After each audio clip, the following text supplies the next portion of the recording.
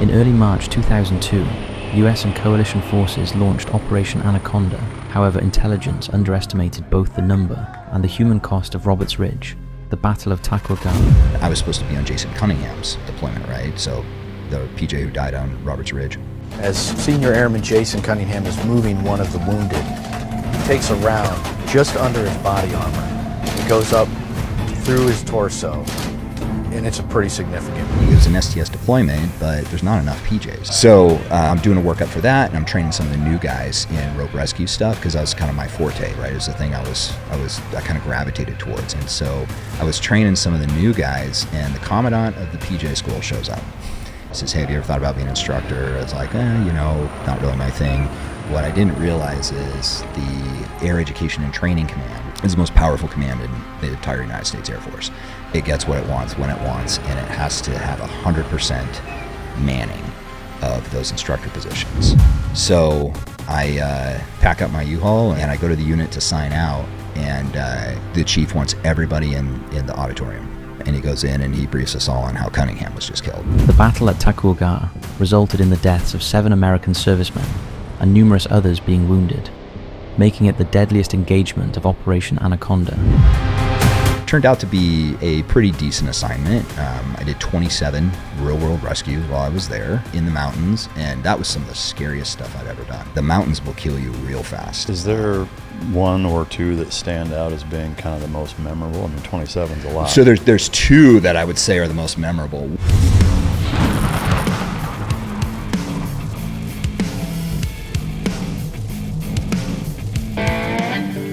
Since the Civil War, dogs have stood alongside our military, proving to be indispensable partners. Our military prioritized ensuring proper canine nutrition for optimal performance, recognizing its vital role in mission success.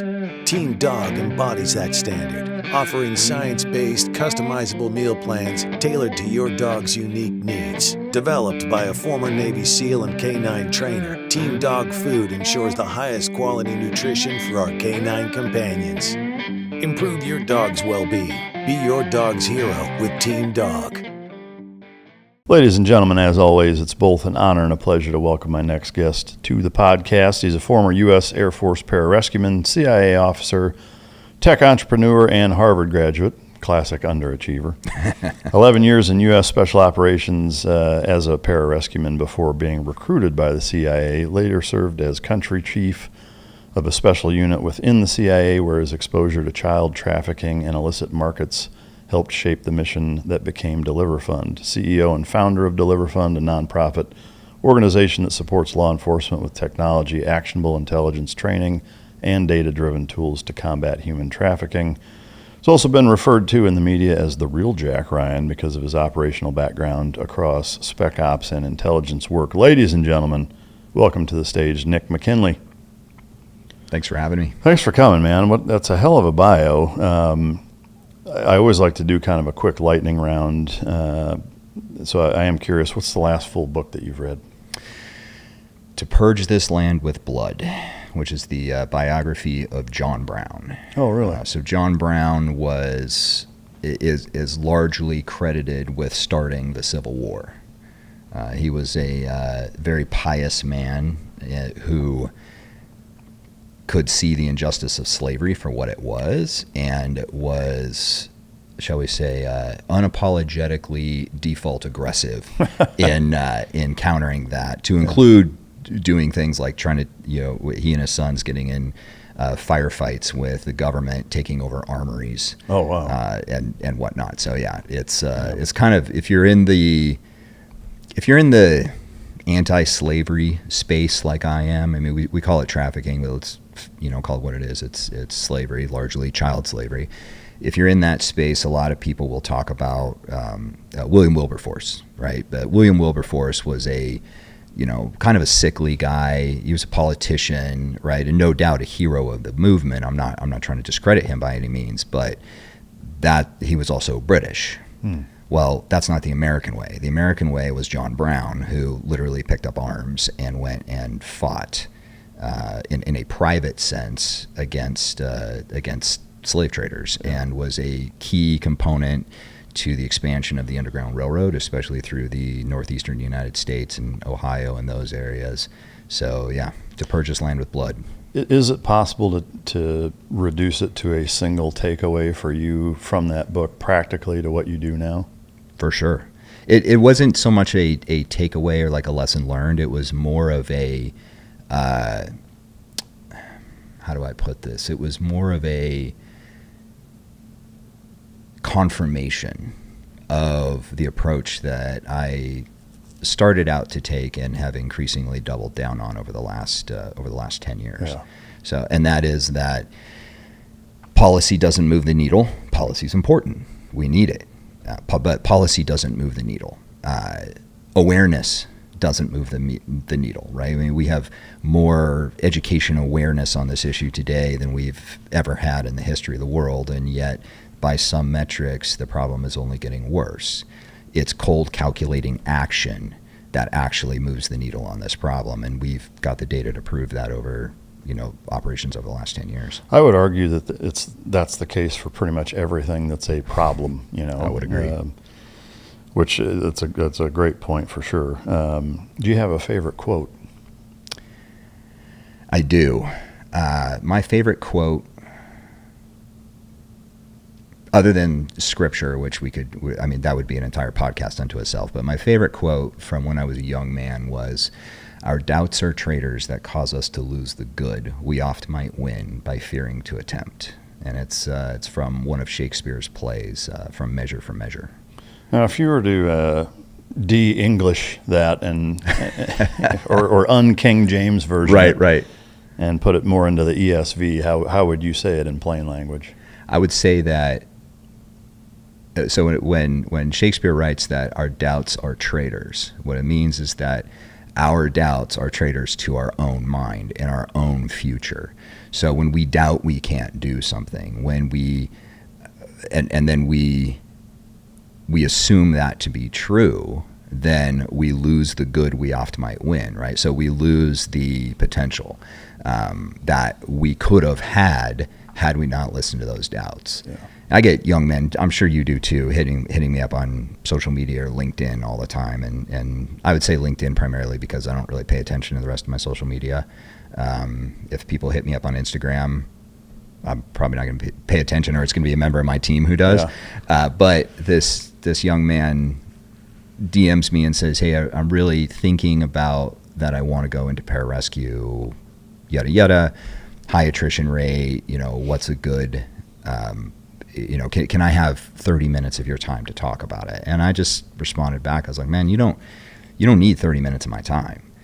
And I said, "What you need is some tough love, some tough truth." And I said, "If you think you feel called to go do this, you should go do it. 90% chance you don't make it. But if you don't try, there's 100% chance you will live with regret down the road. Yeah. So go try." Yeah. And that's ultimately, I think, what that quote. Yeah. Well, and to me, it seems or feels like a much more eloquent way of putting whether you think you can or you think you can't. You're right. You're right. Yeah. Correct. It's for knuckleheads like me to understand. Yeah. With your extensive background in both military and CIA and even what you do now, are you a big EDC guy? Do you carry most places at home? Yes. Yeah. I don't like to talk about exactly what I carry, because that information can be used against me. But and I kind of just stick with the old stuff, the basics, right? Yeah. A gun, a blade, and a tourniquet. Yeah. And and a reload. And I don't think in the world that I live in now, I really need much more. The only difference I would say is if I'm out with my kids in the woods, right, living in Montana. I mean, we have serious grizzly issues. We've just had 2 people mauled already this year. So is a 10 millimeter enough? Yeah, I was going to say I carry. If I'm out with my kids, I carry a 10 mil now. Just the little pea shooter. All that's going to do is just torque off the bears. But yeah, so I carry a little higher caliber stuff these days. I'd probably be rocking a 400 grain 45-70 if I was walking around there. But yeah, there's part of it is that you can't buy ability. And at the end of the day, things go bad. And I've come face to face with like little black bears, right? 400 pounds, right? Like kind of a no big deal, like still going to mess you up, but kind of no big deal. And I'm talking like from here to the desk, right? I imagine my body would have responded a little differently had that been a 1,500 pound, 2,000 pound grizzly, right? Especially one that was hungry coming out of hibernation. And so when you look at the threat landscape, I also know that I'm not going to practice with anything else as much as I need to get good with it. Yeah. So part of the reason why I just carry a standard Glock, Glock 40, or I'm sorry, Glock 10 mil is because I can't remember the nomenclature on it. Yeah.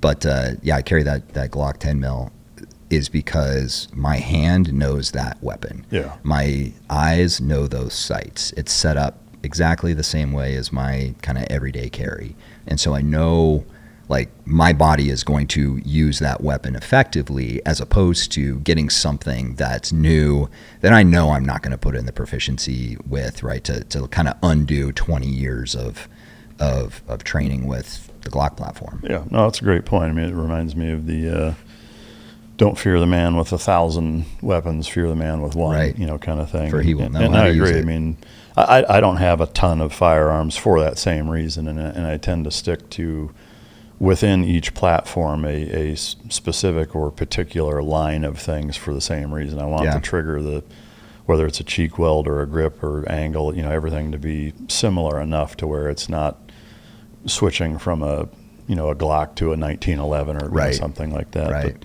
with one exception, I will say, like for just range shooting and just the enjoyment of shooing, a staccato XC is pretty tough to beat. Oh, but man. that thing just shoots like a dream, but makes you feel like John Wick. But the last question I would have, which is one of my favorites actually, is what was your favorite thing to do growing up? My favorite thing to do growing up was rock climbing. Growing up in Montana, my dad was really into fishing, and he took me fishing a lot, and that was awesome. But at the same time, like in this day and age, if you see me with a fishing pole in my hand, it's because things have gone terribly wrong and my kids are hungry, right? So you enjoy fishing is what you're saying? Yeah, really enjoyed it. Now, so my dad, as I got older, we'd go fishing, and I would go out and I would climb the cliffs over the river and then jump off the cliff back into the water, and that was just kind of what I would do. And then I took up rock climbing when I was in high school. I've talked about this before. Especially when I was a senior, I figured out, because I'm an older guy, right? So this is like 95, 96 time frame, or 94, 95, 96 time frame. The attendance systems were just starting to digitize. Yeah. And so I figured out how to hack that attendance system so that it marked me as there even though I wasn't there. And so I'd go rock climbing, skiing, things like that. Yeah. That's awesome. You're also one of the few guys living in the part of Montana that you do that's actually from Montana. Yeah. It's like I know a ton of guys that live there, and none of them are actually from there. That's all right. We call those political refugees, and they are welcome. As long as they assimilate into the values of Montana, they are more than welcome. Yeah. You said you're an older guy. It sounds like we're the same age. Are we older guys? What year did you graduate? I'm 48, so yeah. I'll be 48 in a few weeks. Graduated in 96. Yeah, same here. To me, that's kind of an older guy. In my mind, I'm still 27. Yeah. From a maturity standpoint, I'm probably 14. but yeah, I didn't think I would live to see 25, because a lot of my friends didn't. Right. And then it was, well, there's no way I'm making it to 30. And then, well, probably not going to make 35. And then around 35, I was like, man, I better start getting my life together.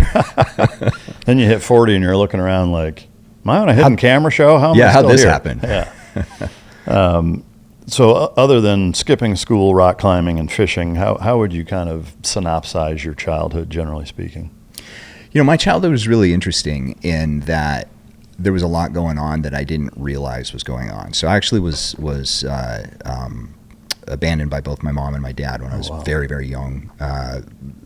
We don't know the exact timeframes of things, but we think I was put up for adoption. I was definitely 2 years old. When in the year of 2, don't know. Turned out I've recently gotten some more information that it turned out my early years were a little more brutal than a young baby should experience. And so, yeah, when I was 3 years old, I think my adopted parents met me, and then I was adopted, I think, within like 6 months or something like that, right? Oh, wow. So about 3.5 was when I was adopted. So statistically, I should be dead or in prison, really. Kids who have that kind of an experience in their first, few years, usually doesn't set them up for success. But my parents stepped in, right? They said, yes, we'll take care of this one. And obviously completely changed the trajectory of my life. But my parents will tell you, like, they don't get me. They're like, why is he doing these things? Like, why doesn't he just want to go to school? Or why does he want to climb up rocks? Why does he want to jump off cliffs into the river instead of just fish? Really hats off to them for putting up with me, because, my mom and dad definitely didn't really, understand kind of who I was. Yeah. And so growing up was just interesting, because I had all these people around me who loved me deeply, but kind of didn't really understand the fabric that I was made up of, right? And vice versa. I'm like, well, why don't you want to go rock climbing? Why don't you want to ski off a cliff, right? To me, that was kind of all culminated in becoming a PJ. I wasn't going to go straight to college, and not necessarily the most popular decision, right? Both my sisters went straight to college and, get married, 2.5 kids, white picket fence, right? The standard America story. And that was just not me. So there was always this kind of integration and de-integration issue happening simultaneously, where I was trying to figure out who I was, but I was surrounded with a bunch of people who were not like me. Right. And so that just made for, it was interesting, because I would do things like, so my parents put an alarm on the house, and they'll tell you the reason they put an alarm on the house was to try to keep me in. Well, I figured out how to bypass that alarm the first night. Yeah. And I would just sneak out of my house and just go walk around the neighborhood at 2:00 in the morning. Not doing anything wrong, just couldn't sleep. And so I'd go walk around the neighborhood at 2:00 in the morning, right? And why was I doing stuff like that? Why was I trying to figure out how to bypass the alarm? Why was I, climbing up cliffs, right? I mean, so that was always interesting, because I was just so different than everybody that was around me. And it wasn't really until I got to the Air Force where I was like, oh, okay, like, it's not that I'm like this abnormal human. It's just that there probably aren't very many, and now here's a group of people who are just like me. Yeah. I feel like the military in that way is like the Australia of the UK. 100%, especially the soft world. Yeah. Did you know that you were adopted the whole time, or was I did. It? Yeah, okay. I did. Yeah. And I actually knew my biological grandparents. They wrote my parents letters for years that got delivered through an adoption agency. Because in the 70s and early 80s, the way adoption worked was kind of like, it was almost like a WITSEC program, right? Wow. I mean, my birth certificate says Rick and Judy McKinley. And says that I was right, and I was actually born in Missouri. So Rick and Judy McKinley, I don't think had ever even been to Missouri at that point, right? And so, you can see where, I don't know, the hospital or somebody like put a piece of tape over my birth parents' names, and then typed their name in over the top of it, and then photocopied it. Yeah. So you can like see like the little ridges from the tape. I mean, quite frankly, from a document perspective, they didn't do a very good job. But that's my official. My official birth certificate with a paper stamp in it actually has my adopted parents' name on it. Were you actually born in Missouri? Yeah, so I was born in Missouri, ended up in Wyoming, in foster care in Wyoming, and then that's where my parents were. Was in Wyoming. So at this point, you have no idea who your actual birth parents are. So it took me 4 years. I tracked down my birth mom. Oh, wow. And we've had a couple of conversations. Really? But yeah. How was that? Probably something that we just won't really discuss. Yeah. So was that it went that well? Out of respect for her. Yeah. She, I would say that knowing what I know now, she 100% made the right decision, and I'm extremely grateful for her to do that, because that must have been extremely difficult. I can't imagine. You know, so she definitely was doing it out of love, but yeah, it probably worked out for my best interest. Yeah. Did you play any other sports growing up other than rock climbing? You know, I kind of tried them all: baseball, basketball. I'm a extremely aggressive person, competitively, probably no surprise. And so I didn't really like basketball or baseball. I thought baseball was extremely boring. Didn't really like basketball that much.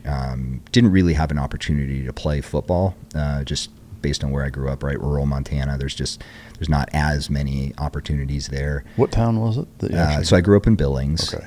Or outside of Billings is where I grew up, in a little neighborhood called Lockwood. So my parents aren't there anymore, but anybody who knows Lockwood will know, like, whew. Yeah. You know, Lockwood's got some nice spots, and Lockwood's got some not so nice spots. Yeah. Yeah. What was the catalyst? I mean, I know generally speaking, just your hard wiring, it sounds like, was the move into the military, but was there a light switch moment of that's what I want to do, or was it a gradual thing? Yeah. So the light switch moment was the movie Navy SEALs with Charlie Sheen. Yeah. Because if you are a red-blooded American male and you watched that movie and there wasn't at least a piece of you that had a little spark of like, man, that would be cool. Yeah. Like, there's something wrong with you, right? Yeah. So I originally wanted to be a SEAL, and I wanted to be a SEAL medic. So I had weaseled my way onto the ski patrol at Red Lodge Mountain as a volunteer ski patrol, right? And I could not ski, but I wanted to ski. Parents couldn't really afford to, put me in like ski lessons and all that kind of stuff. And so I figured out that the ski patrol had volunteer positions, but you had to be 18. So I think I was 16. So what did I do? Well, I did what anybody who's mission focused would do. I lied and said that I was 18, went and became a ski patroller. And it's a pretty funny story because I had been skiing, I think, twice. My parents had taken my family skiing, but that was it. And I just was like, oh, well, how hard can this be? And the older guys, the professional ski patrollers, thought that was awesome. So, I'm in some pretty ghetto ski gear. I've, got some used skis and used boots, but I had nothing if not like tenacity. And it's really the only thing that's ever gotten me through anything is like, I will outwork you. Like that 100% will happen. And so the ski patrollers were like, hey man, here's a guy who, when some skier has a yard sale and there's 300 yards worth of uphill walking to do to go recover their gear. Now we got someone who will do it, right? We got someone to, kind of do all the crap work, which I was stoked to do. I mean, I was getting to ski for free. I was getting lessons from these older guys who obviously, had forgotten more about skiing than I ever knew. So I did that, and then I really liked the emergency medicine piece of it. So I was like, well, I want to go be a SEAL corpsman. Go to the Navy recruiter, and they're like, yeah, no. We're like, you'll get an opportunity to try out to be a SEAL, and then it's needs of the Navy. Like, whatever the Navy needs you to do is what you're going to do. And I don't know if that's the way it still is, but that's the way it was back then, right? Well, it's funny. I mean, being the same age, graduating the same year, almost the exact same thing happened. I wanted to be a SEAL medic, and they're like, no, we already have too many of them. Pick something else. And I was like, intelligence specialist sounds like some James Bond shit. Let me do that. Quickly realized it had nothing to do with it. It was reading overhead imagery largely, but that's funny you mentioned that. Yeah. So then I was real close to signing a Navy contract. What do they call that? It's early enlistment, right? So like my parents had to sign off on it, or delayed enlistment. Yeah, thank you. Or delayed entry program. Yeah, that's it. I had so I was going to enlist when I was 17. Right? My parents had basically said, well, this is probably good for him, and so they were supportive of it. And so the Air Force recruiter, right? You know how the recruiters are always trying to, right? Everyone's in the same hallway, and everyone's trying to kind of poach the other, kids as they come in. It's like, hey, have you thought about the Air Force? I'm like, not interested, right? Yeah. And then let me see. So I went back to the recruiting office because I'd taken my ASVAB, and then it was like, in the Navy, I had to enlist as something. It was different than a SEAL, right? It was the SEAL source ratings. Yeah, whatever. It was a different MOS or a different career field than actually being a SEAL was my understanding. So as I had the ASVAB, they were like, all right, now the score of the ASVAB determines kind of what you're eligible for. So I was going in for that, and then the Air Force recruiter hits me again, and he's like, hey, what do you, just out of curiosity, what do you sign up for the Navy? I was like, well, I want to go be a SEAL. And he was like, oh, okay. I was like, but I want to be a SEAL corpsman, but they say I can't necessarily do that. And I talked to the Marine Corps, and they're like, oh, well, good news. We have corpsmen that, hang out, but they're all Navy guys. And so I was like, all right, well, that didn't really work. And then SF, at the time, you couldn't go straight into SF, right? They didn't have that X-ray program. You had to go into kind of the conventional military for a little while. And they couldn't, the Army, I don't know if this was true, but they basically were just like needs of the Army. Like, you'll get in and you'll get whatever assignment the Army gives you. And I didn't want to roll those dice to, become a cook or, something stupid that I didn't want to do. So I decided that, all right, the Navy was the way I was going to go. And then the Air Force guy, I was like, I want to be a SEAL corpsman. He's like, oh, have you heard of Pararescue? Never heard of her. All right, what's that? And so he, he kind of tells me about it a little. He's like, well, it's just like the SEALs, only everybody's a corpsman. And I was like, interesting. What's the catch? But also, there's no movie. Right? There's no Dick Marchenko book, right? Like, how am I supposed to research this, right? Pre-internet. Yeah. And then that same day, I'd come home from the recruiting office, and my mom had gotten this Pararescue brochure. Remember the brochures that used to be in the mall back in the day? She was at the mall, and she got this Pararescue brochure. It was the only brochure that she brought home from that entire thing. And it was laying on the counter when I came home, and I distinctly remember looking at it, and it was Mike Maltz. And any PJ knows this brochure, right? Mike Maltz, who actually later ended up becoming my supervisor, he's just big, huge dude, square jaw, just looks like Captain America, this beret on his head and all that. And so I was looking through the pamphlet, and I'm like, oh, this actually seems pretty cool. And I go... And I started thinking about it, but I was like, I don't really know, because I was kind of committed to the Navy at this point. And then when I went back to the recruiter wasn't there. And so, but the Air Force guy was there. And he was like, hey, have you given any more thought to Pararescue? And I was like, no, I'm pretty set on being a SEAL, and, hoping that I can get to be a corpsman. And he said the magic words. He says, you probably wouldn't make it anyway. And I was like, excuse me? Wait a minute. And I was like, what do you mean by that? And so then he was like, well, you got to go through all these different schools. And then next thing you know, I'm in his office watching the Pararescue recruiting video, and I was like, that. I was like, so let me get this straight. Guaranteed combat dive, guaranteed Halo, guaranteed paramedic, right, or what's called a SOCM now, but back then was just your special operations medic. Like, all of that is guaranteed. And then he was like, well, yeah, but you got to have a pretty high ASVAB score. And so he's like, let me pull up your stuff. He's like, oh yeah, sure, you qualify for it. But even back then, Pararescue didn't have later on they had what was called a GTEP, which was a guaranteed ability to try out for Pararescue. They didn't have that back then. What they had was you signed up for any number of career fields, and then in basic training they would come around and say, who wants to try out for Pararescue and combat control? And you raise your hand, you do the pass test, and then you get a slot to go to our tryout called INDOC. And so once he kind of laid all that out for me, I was like, oh well, this is awesome. And then I was an Eagle Scout, and so they would let me come in as an E2 in the Air Force, but the Navy didn't have that. Now at the end of the day, like, everyone's going to be an E2 pretty quick anyway, but you don't know that when you're 17 years old. And so I ended up signing up for Pararescue, and so that's how I ended up. That's how I ended up in the PJ. So special thanks to the SEALs for not being able to guarantee me corpsman, no doubt, to open up the Pararescue door for me. Yeah, I mean, like I said, they did the same thing for me. I think I was more easily swayed into sticking with. For me, it was about being a SEAL more than anything. Sure. Like the corpsman thing was big, and before we started filming, I even mentioned that, like, there was a brief period where I was thinking, like, is there a way I can, transition? Is crossing over even an option?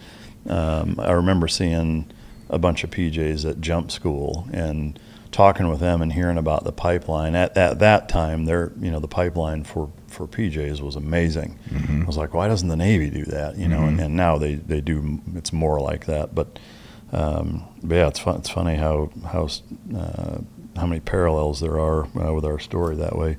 So the burning question is, once you get in, you go through boot camp and you try out. The selection process for PJ school is pretty renowned, similarly to BUDS in that Mm-hmm. way, where there's a lot of specials on it, whatever. Expectation versus reality for you, what was it like going through that, and what's something that people don't know about it? So this is pre-internet, and I actually think that in many ways that was a benefit, because I didn't have any expectations. I didn't know what to expect. All I knew was I passed the pass test. I was going to get in, and it was a pretty long process. I mean, that's really all I knew. So I didn't know anything about, like, drown proofing or ditch and dawn or any of the water-based stuff at all, really. And then you could figure that the groundwork was going to be a kick in the nuts. You're going to have to do a lot of push-ups, and you're going to have to try to run real fast. Luckily, I was a really fast runner. Never somebody who really liked to run, but growing up in the mountains of Montana, I mean, you're gonna be pretty strong, right? Yeah. You're gonna have big lungs and big legs, and so I was also a lot lighter then, right? So I kind of figured, like, okay, this is just going to be something that, as long as I just keep going and I do what they tell me, I'm probably going to make it through. And my mindset, and it's youthful arrogance, I'll be the first to admit it, but when I was sitting in the recruiter's office, and my dad was in there, because he had to sign off on that delayed enlistment, and I had to pick another job, right? Because that's the thing that you have to enlist to go do. And so the recruiter's walking me through all these different things, and he's saying, hey, like, you've got a 90% chance of not making it. With my class, the attrition rate was 92%. And so he's like, you've got to, pick something that you would want to do. In my mind, no. Everybody else had a 92% chance of making it, of not making it. I had a 100% chance of making it. And that, I'll be the first to admit, that is just absolute youthful arrogance. But you know what? That was a real beneficial attitude for me, was like, oh, that guy's going to fail, but I'm not, right? And I remember I failed a couple of things, first try in PJ selection, and I was like, oh, well, yeah, I made a mistake. I failed, I don't know what it was, like maybe a ditch and dawn or something, right? And I was like, okay, but on my retest, I'm going to make it. It's going to be no problem. So even though it was difficult, I always had this mindset of, like, it's hard, but it's not impossible, and it's actually not that big of a problem. Yeah. And so the water-based selections, and when people talk about different soft selections, right, and like The which one is harder narrative is just really getting stupid on the interwebs. But statistically, if you look at water-based selection processes versus non-water-based selection processes, that water is it's the great equalizer, right? For sure. It's like every human being, when you start taking away their air, is going to react in exactly the same way, right? It's programmed. The question is, can you override it or can you not override it? And I think that that was something that I really wasn't expecting, was how much time we spent in the water. I mean, you're 6 hours a day in the water, and then 6 hours a day getting your nuts handed to you on land, and then half of that time, if you get in trouble, they're like, oh, really? All right, now you're going in the lake, right? I mean, it was just not something I was expecting. Yeah. And where is the selection? San Antonio, Texas. Yeah. So at the time, it was at Medina Air Force Base. I have no idea where it is now. And that's another thing I'll just give as a little disclaimer here is my information is old. So anybody who's watching this trying to be like, oh, I'm 18 years old and I think I want to go be a PJ. I'm doing research based on what this guy says. Man, my information's old. So there's probably better sources out there than me. You mentioned your class was 92%. So how many started? I think day one it was to show up for the past, it was just over 300. Oh, wow. And then I think we ended up with 130 some actually starting on day one. Wow. And then there were 8 of us that graduated. Man. Yeah. That's incredible. The total length of selection, generally speaking, is how long? At the time, it was 10 weeks. 10 weeks. Yeah. And then straight to dive school from there. Yeah. Were there any big hiccups, or it sounds like you made it through generally the Yeah, I made it through. I was kind of the ultimate gray man. In fact, you get an instructor that's assigned as the class proctor, right? So each instructor kind of owns a class, and Pararescue did 3 classes a year. And my class proctor, I think we were in week 7, and I was sitting on the gunnel counting laps on a test for somebody else. And he looked at me and he goes, "Who are you?" I was like, Airman McKinley. And he's like, Are you part of this class? That's a good sign. I was like, okay. Yeah. So I was good enough at everything to not draw attention, but not bad enough at anything to draw attention. That's funny, man. And again, I remember when I graduated, we had like the night before graduation, we all went out to this place called Danny's in Coronado, which is a famous teen guy bar or whatever, Danny's and McPee's. But so everybody goes to Danny's, and I was 19. I wasn't even supposed to be in there, but right. One of the instructors looked over at me and kind of the same thing. He's like, "Are you in this class?" I was like, "Yeah." It's like, "Why have I have no idea who you even are." Like, I was like, "Well, that's probably why I'm here." That's what winning looks like. Yeah. I mean, it's funny how that works. But all right, so you make it through. Only 8 of you graduate. Where was your first duty station after that, and what kind of leading into your deployments? What does that path look like?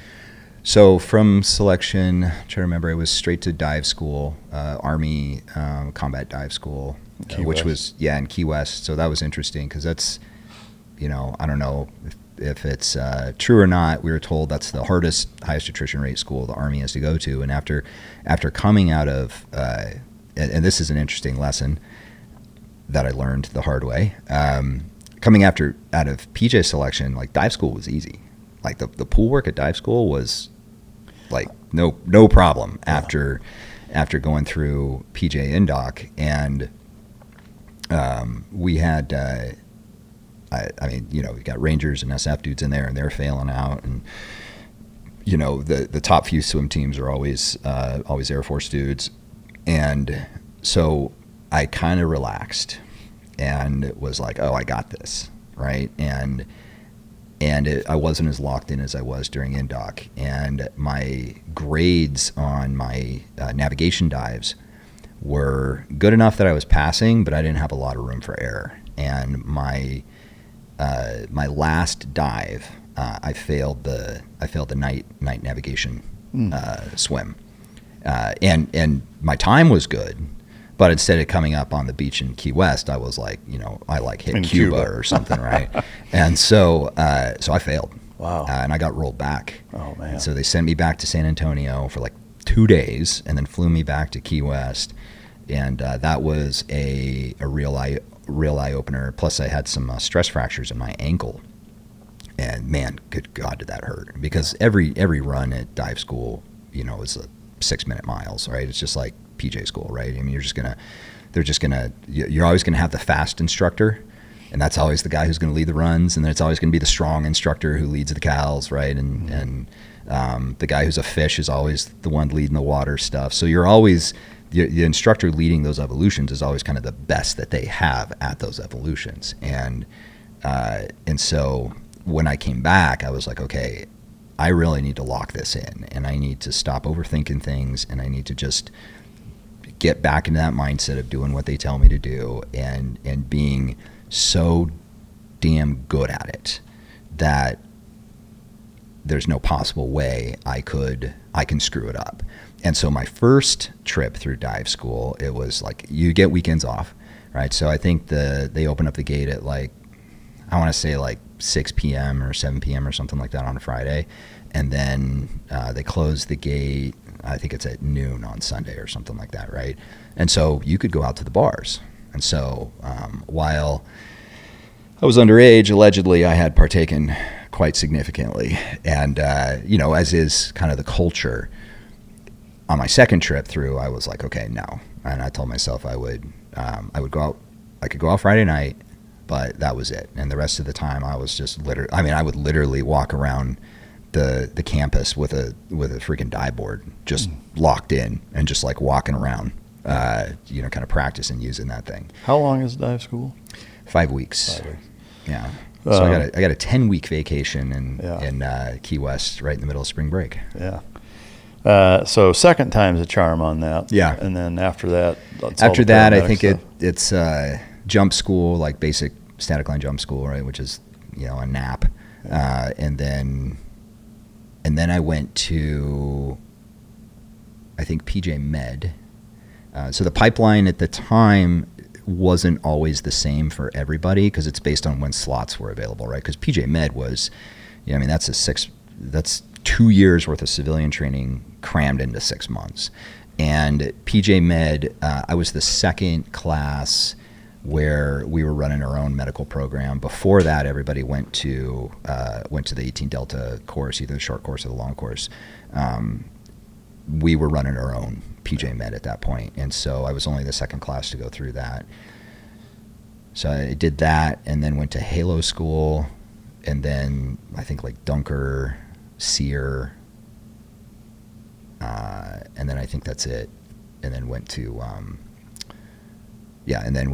actual PJ school, which is a year of, or at the time it was a year, I don't know what it is now, of these different blocks of training. So I know since then, I think the Air Force has shortened PJ school a little bit because now they have like a follow-on, like you graduate PJ school and then you go to, I think, a follow-on school in Hurlburt Field, like right after you get to your unit. But I'm not sure about that. Yeah. And where was your first unit? So first, also, an interesting story. So I got assigned to Cocoa Beach, Florida for 6 weeks because I was right in the middle of the team transitioning from Cocoa Beach, Florida, which is, shall we just say, a single man's paradise, to Valdosta, Georgia, which is the armpit of the state of Georgia. So there's the places you've been in Georgia for training that you don't like, and then there's Valdosta. Yeah. And Valdosta, quite frankly, was pretty bad. Now, the upside was that I was never there because I was gone so much. But, yeah, you could just imagine the tears streaming down our face as we drove away from Cocoa Beach, Florida to Valdosta, Georgia. But, yeah, at the time, that was the 41st and 71st Rescue Squadron. So what the Air Force did was you had the STS teams, which were Pararescuemen and combat controllers. And then you had just pararescue teams called rescue teams. And what that was a sub-team usually under a helicopter squadron or a C-130 squadron. So the 41st was a helicopter squadron, and the 71st was a C-130 squadron. And so then you were in one PJ team, but some guys were members of the 41st, some guys were members of the 71st. On paper, it didn't really matter. Everybody just kind of did everything because the helicopters without a PJ don't have a mission.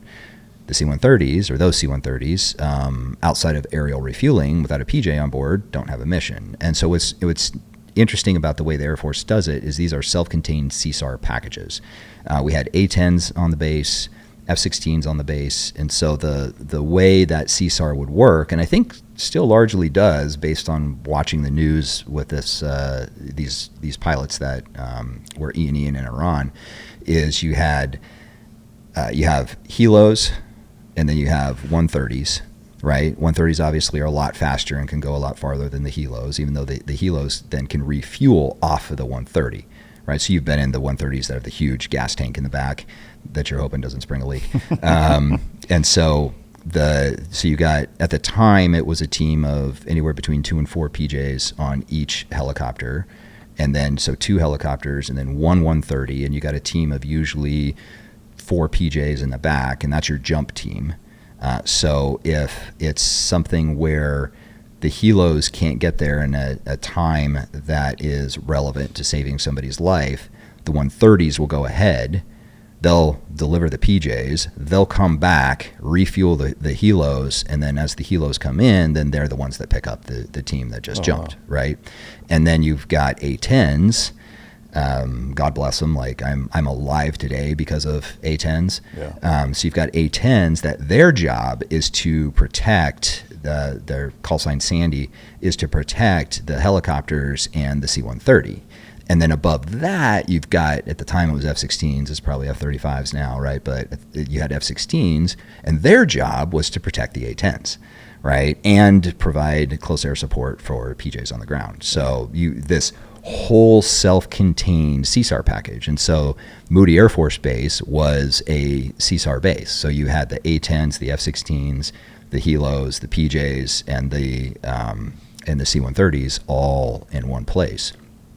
That's awesome, man. Do you have any insight into the Iran thing of who and how that went at all? I've got rumors through the let's go ahead and spread them here on through the team chats. I'm sure the same way you do. The only and it's just rumors. Obviously, I'm completely out of the government, so I don't have any special information or knowledge anymore. But my understanding is that the Wizzo that they got happened relatively quick. PJs were able to snatch, go in and snatch him. But at the end of the day, a PJ team, a self-contained PJ team, is a very small force. So I don't know if when you were a SEAL, you ever did SAR security for for a quick reaction force for a PJ's, for a PJ team. Yeah, we actually never did. I mean, we ended up doing CSAR ourselves, where we were the unit basically, which obviously isn't as specialized as PJs because that's what you guys do. But I will say I do think there's a bit of a happy medium in that at that time it was a SEAL platoon of 16. Now they probably do it with a task unit of 32 or 2 platoons. But because there's always an 18 Delta, usually 2, full 18 Delta trained medics on every platoon. But so you kind of have both. You've got a 14-man mini QRF with 2 highly trained medics enacting that same thing, and the Navy's envelope of coverage is pretty similar. Know? So we actually did. I wouldn't say a lot of it, but a fair bit. We would train it regularly, and it was certainly part of our pre-deployment checkoff list of essentially being certified. To be able to do it in the event of, we're on a carrier or an amphib or whatever overseas, and that chance would exist that we're the closest that can actually do it to something that's happening or whatever. So I don't ever remember doing any blocking force or QRF stuff for PJs in that regard. But I think the best example is Extortion 17, right? So Yeah. a great example is you had a combat controller and 2 PJs on that bird. Well, why? Well, the mission was actually to get the PJs and the controller on site, right? But you're not going to go into a hornet's nest that big without a whole bunch of trigger power pullers and a bunch of firepower. And so that's where, you know, usually, like my very first employment of that was Operation Desert Fox. So this is late 98, early 99, sometime in there. And our SAR security team was a team of SEALs, and we were all operating out of it's a base in Kuwait, Al Jaber, I think it was, or maybe it was Ali Al Salim, one of those two. And that was, you know, we showed up and we, you know, had 2 PJs and 6 SEALs in the back of each bird, right? And that was our deal. And it was super cool, super easy to work with the guys. Everybody knew their job. So that was, I think, essentially what happened in Iran. It's just that when you look at the sheer number of Baji militia that were, you know, that the Iranians were throwing at trying to find that pilot. I mean, you think about that. I know. So you had Damnek. I know for a fact. You had CAG. You had 24th STS PJs. You had another group of PJs. I don't remember where they were from, but they weren't 2-4 dudes. You had, you know, a bunch of controllers. I mean, you want to talk about FOMO, man? Like, I was unprepared for this level of FOMO being out, right? I mean, those guys essentially did a direct action assault on a mountain. Yeah, like, that is cool. Yeah. To get that pilot back. But if you go back and you look at the videos, you'll see that, you know, the stuff that the Iranians were filming. You'll see that that CSAR package kind of in the whole thing, right? Yeah, where full scope. Yeah. Yeah. So for the 11 years that you spent doing that, how many deployments did you do? 14. God. So. But keep in mind, this is also in the 90s, so this is pre 9/11. Yeah. So 9/11 happened. I mean, you did stuff before then, obviously, but 9/11 happens. Where are you when it happens, and what takes place directly after, and then kind of walk us through the post 9/11. So when 9/11 happened, I was actually in the shower. I remember I was listening to the radio, and I remember hearing it on the radio. I was in the shower getting ready to leave that evening to go up to Virginia for a workup. Remember the old, it's probably still around, but the old Blackwater compound. Yeah. We used to do a lot of workups up there, and so, as many people in the military did, as many military teams did. So I was getting ready to fly out for this workup, and part of it was a highly specialized medical course that I don't want to talk about just because there's some animals involved, and I'm sure you know what I'm talking about. The PETA folks get real upset about that. Yeah. And so anyway, I was supposed to go to this workup, and then I was supposed to go directly from there to that site to do that specialized medical course, and I was deploying overseas in support of the Iraqi theater. And I'd been on that deployment before. It was a super fun deployment. I mean, but keep in mind, back then, you're getting in a tick. You might get in one tick in a deployment if you were lucky, right?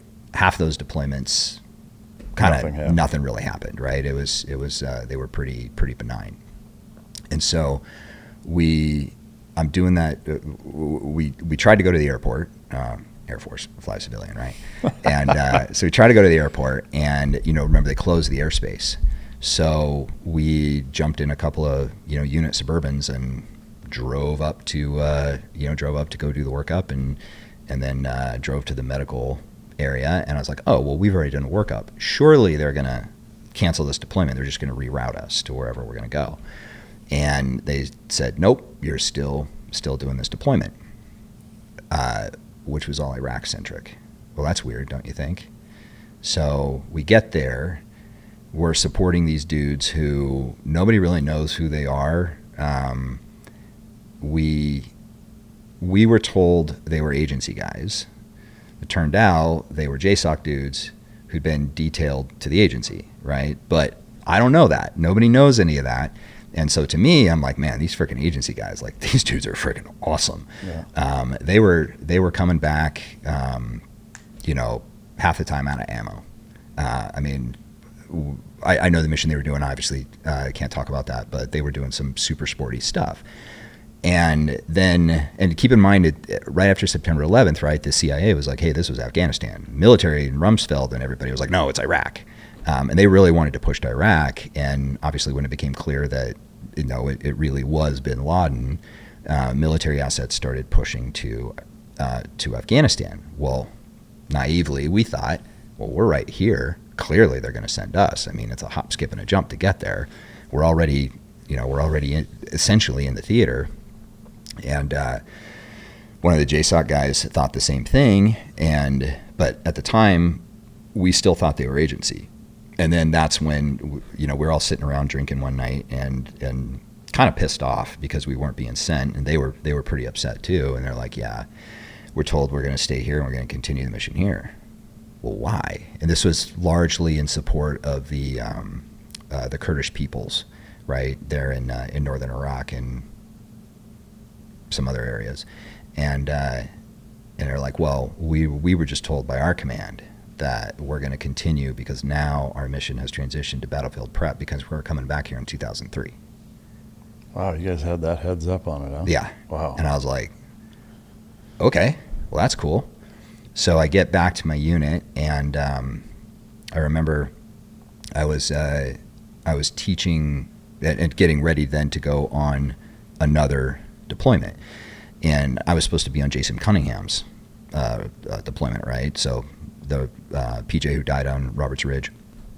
And so anyway, he was from my team.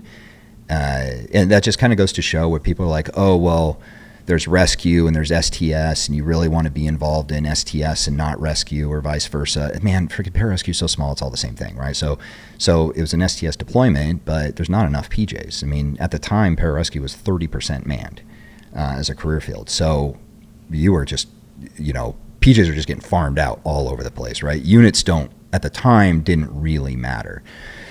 So I'm doing a workup for that, and I'm training some of the new guys in rope rescue stuff because that was kind of my forte, right? It was the thing I kind of gravitated towards. And that's just a quick little rabbit trail. One of the really cool things about pararescue is you have to be competent at everything.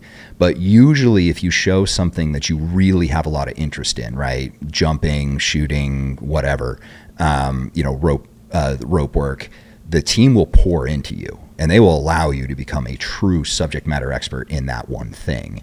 And so I was a ropes guy, right? Mountain warfare ropes guy. And so I was training some of the new guys, and the commandant of the PJ school shows up. And he's watching me teach these guys and talks to my team chief and is like, oh, hey, meets me, has a little conversation with me, says, hey, have you ever thought about being an instructor? I was like, I was polite, but it was like, not really my thing. And then he was like, okay, thanks, shakes my hand and takes off. What I didn't realize is the Air Education and Training Command, which is the Air Force's command that runs, like if it's education related or training school related, it falls under that command. It's the most powerful command in the entire United States Air Force. It gets what it wants when it wants, and it has to have 100% manning of those instructor positions. Now my understanding is currently they've switched a lot of those to contractor positions, so like retired dudes, so that they can keep the active duty dudes in the field, which makes a lot of sense. Well, I get orders to the PJ school, and I was like, yeah, but I don't want to go to the PJ school. And went to my commander's office, and he's like, man, I've tried everything. Like, there's nothing we can do. You're going to the freaking PJ school. So I pack up my U-Haul, and tiny little U-Haul. I didn't own much. I was a PJ, so let's face it, half of that was cool guy gear. Yeah. So pack up my U-Haul, and I go to the unit to sign out, and the chief wants everybody in the auditorium. So in this brand new team building, by the way, we just had built. I mean, we'd been in it for 6 months. All right, gorgeous.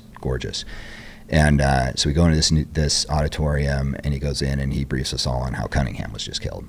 And I was just like, you gotta be kidding me. So when summer hits, I stop overthinking what I'm wearing. I just grab what's comfortable, what looks right, and I keep moving. Quince sent me their 100% European linen shirt to try out for free. And man, I've had it on more times this past month than just about anything else in my closet.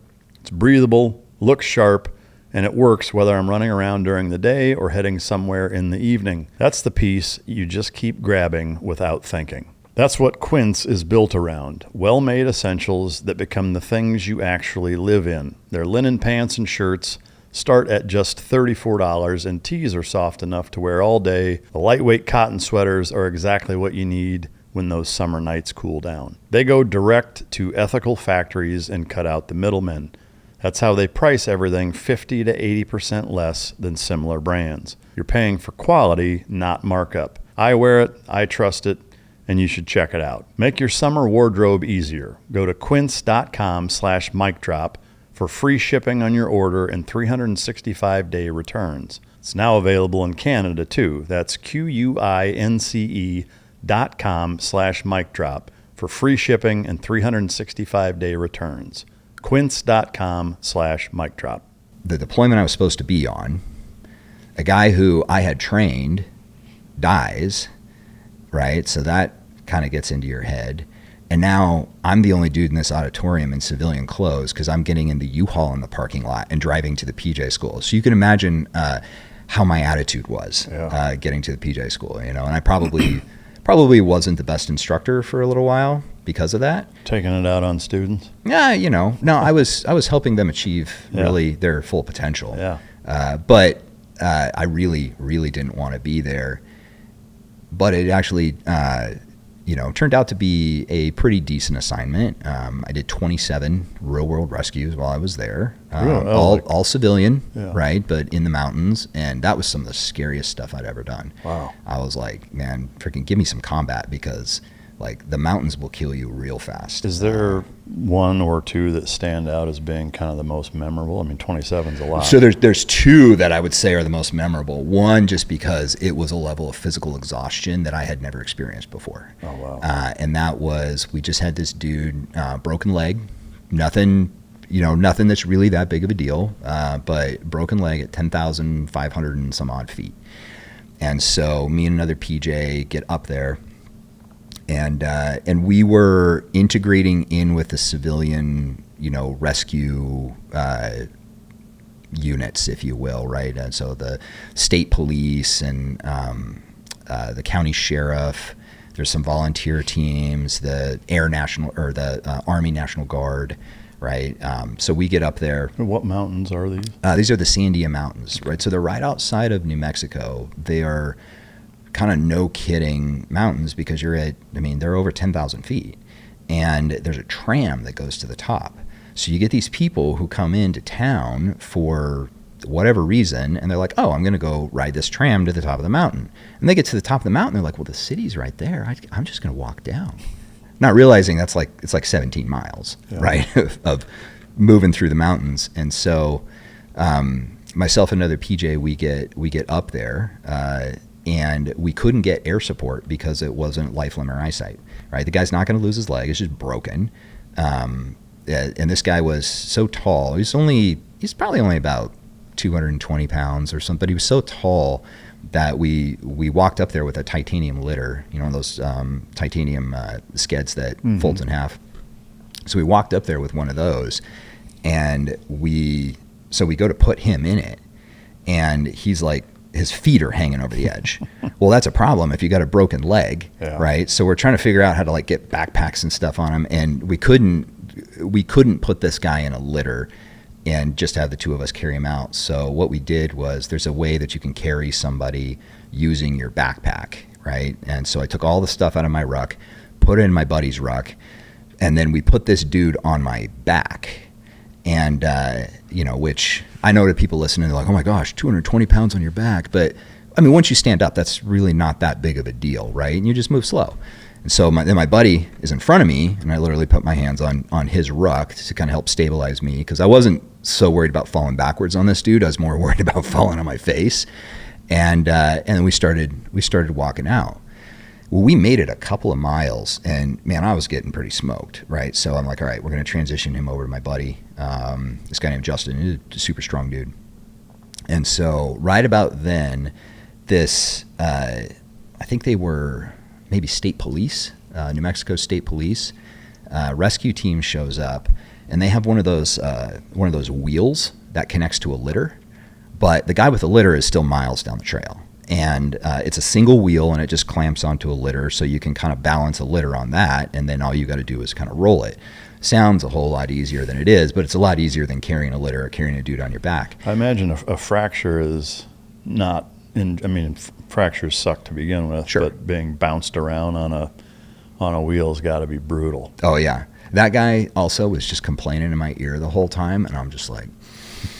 Like, you know, we're just getting smoked carrying this dude out, and he's like, oh, like every time I, like, you know, take a step down a large rock or something, it's like, oh, you know, and so we get him in a litter, we get him packaged up, get his leg in a position where, you know, it's not, you know, in a weird location, and then we put him on this wheel, and we start wheeling him down.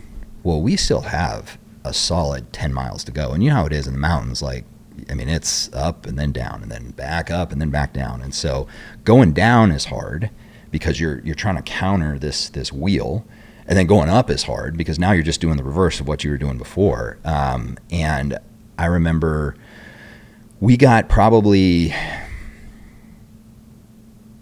don't know, 2/3 of the way, and it's dark now. It's freezing cold. Just, you know, the desert, high desert, just the temperature fluctuations, right? So it's cold, and we are just absolutely exhausted. And my hands have been on the litter for such a long time that I couldn't open my fingers. Like, my muscles would not open my fingers. So I got one of the state police guys who was there with us, and it was all they could do to just get their own bodies back down. And I had him, like, start stepping on my arms to, like, get my hands free, and then I'm like, okay, like I'd never experienced that before, where my arms were just seized up. This is going to highlight my ignorance, and I apologize to interrupt, but you've seen those, like, backpack furniture moving straps? Yeah. Like, would those not work for that? No, because you've got to, it's not a matter of keeping it off the ground. It's a matter of pushing it over like rocks and moving it around wheel, rocks and things like that, because we're on this wheel. Minus the wheel, though, two people with those straps, maybe that would work better than even the wheel. I mean, maybe. I'd never tried that. The ability to, like, control it is really what you need, right? To steer it, right? And then to work with your buddy to steer it, right? Because he's walking like this, right, and you're like this. Well, I'm happy to armchair quarterback. Yeah, for sure. Why didn't you do this? So I was like, man, I'm like, we're smoked. We're getting to the point where we're like, all right, there's just the two of us. If something happens to one of us, we are hosed, because these civilians and these cops that are around us, like, they're not going to be able to help. They're not going to be able to do a darn thing. And helo extraction wasn't an option? They wouldn't. JPRA wouldn't authorize it, because we'd probably called 6 times for a helo at this point. They wouldn't authorize it because it wasn't life, limb, or eyesight. Wow. Right. And then if I would have made it seem like it was, I would have been facing a court martial. So, like, I wasn't gonna roll those dice. Yeah. So I did what any, you know, young entrepreneurial PJ would do. I was the class proctor for the incoming PJ school class that was in PJ Med, and so I called the team leader, and I was like, hey, this is my position.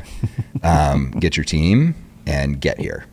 And so I recruited the PJ class into a real world rescue. Wow.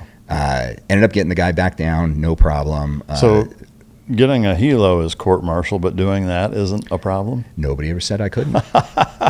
Show me where it says I can't. I can show you where it says I can't do that on a helo. No one ever said I couldn't call a bunch of PJs. So I get PJ students up there, right? And these just, you know, freaking young studs in the shape of their life. And so we ended up getting the guy the rest of the way down. I want to say that was a total of about 18 hours. Wow. Of just sheer suckfest, right? Yeah. And we hadn't planned for 18 hours, so we had figured it would take a couple. So we got a couple of Cliff Bars. We've been out of water for forever. Yeah. We ended up getting some water from some people who were on horses, just like going for a hike with their horses. We ended up getting some water from them. And then they thought it was pretty awesome, these civilians on horses, because then they went back down the trail and kind of got more gear and were like shuttling people down. Because one of the things I wanted was just get all these freaking civilians and cops out of here, because they're not helping anything. I would connect the wheeled litter to the horse and slap it on the ass. You would think you could do that, but that would not work out well. Not for the patient then anyway. It would turn into a life or limb scenario. Yeah. So then the next morning, I show up to work, and I've got a sticky note on my desk that says, "In my office, Chief." And I was like, I may have overstepped. And so anyway, he comes in and he was like, yeah, don't ever do that again. He's like, if you would have got one of those kids would have got hurt or something, he's like, man, we all would have been in so much trouble. And so it all worked out, but that was that one. That was just sheer physical exhaustion. So now there is a part in the book that says you can't do that, probably. You know what? There probably is, and I'm probably the reason why, right? So then I ended up doing another one that was on this cliff face where this climber idiot was climbing up, free solo, no ropes, reaches into this crack, rock moves, boulder comes down on his arm. Didn't crush his arm because there were some other like little rocks around, but it was enough that he could not get his arm out. So he gets some like hikers' attention. They call 911. We end up there because there was already a rescue team there, but they had no idea what to do. And this guy is just stuck on this cliff, essentially. He had good footholds, but it's essentially just, his arm is holding him in. And he's only, I don't know, probably 50, 60 feet up, right? So he's not real high, but high enough that, like, you're probably not going to live through the fall, right? Especially with the rocks and stuff on the bottom. So I get there, and at the same time, a mountain guide that I knew that I'd become pretty good friends with shows up, and he was like, "Hey, like, what do you need?" Because he'd been out climbing, guiding somebody else. Well, he had his rock drill, and a bunch of bolts and bolt hangers with him, which was amazing. So, what are the odds on that? I mean, dude, my whole life is like, what are the odds on that, right? Yeah. So I was like, dude, that's awesome. I was like, I need you to build, right? And he's an IFMGA certified rock guide, right? There's probably less than, or I'm sorry, a full-on IFMGA certified guide. So there's probably less than 50 of those in America.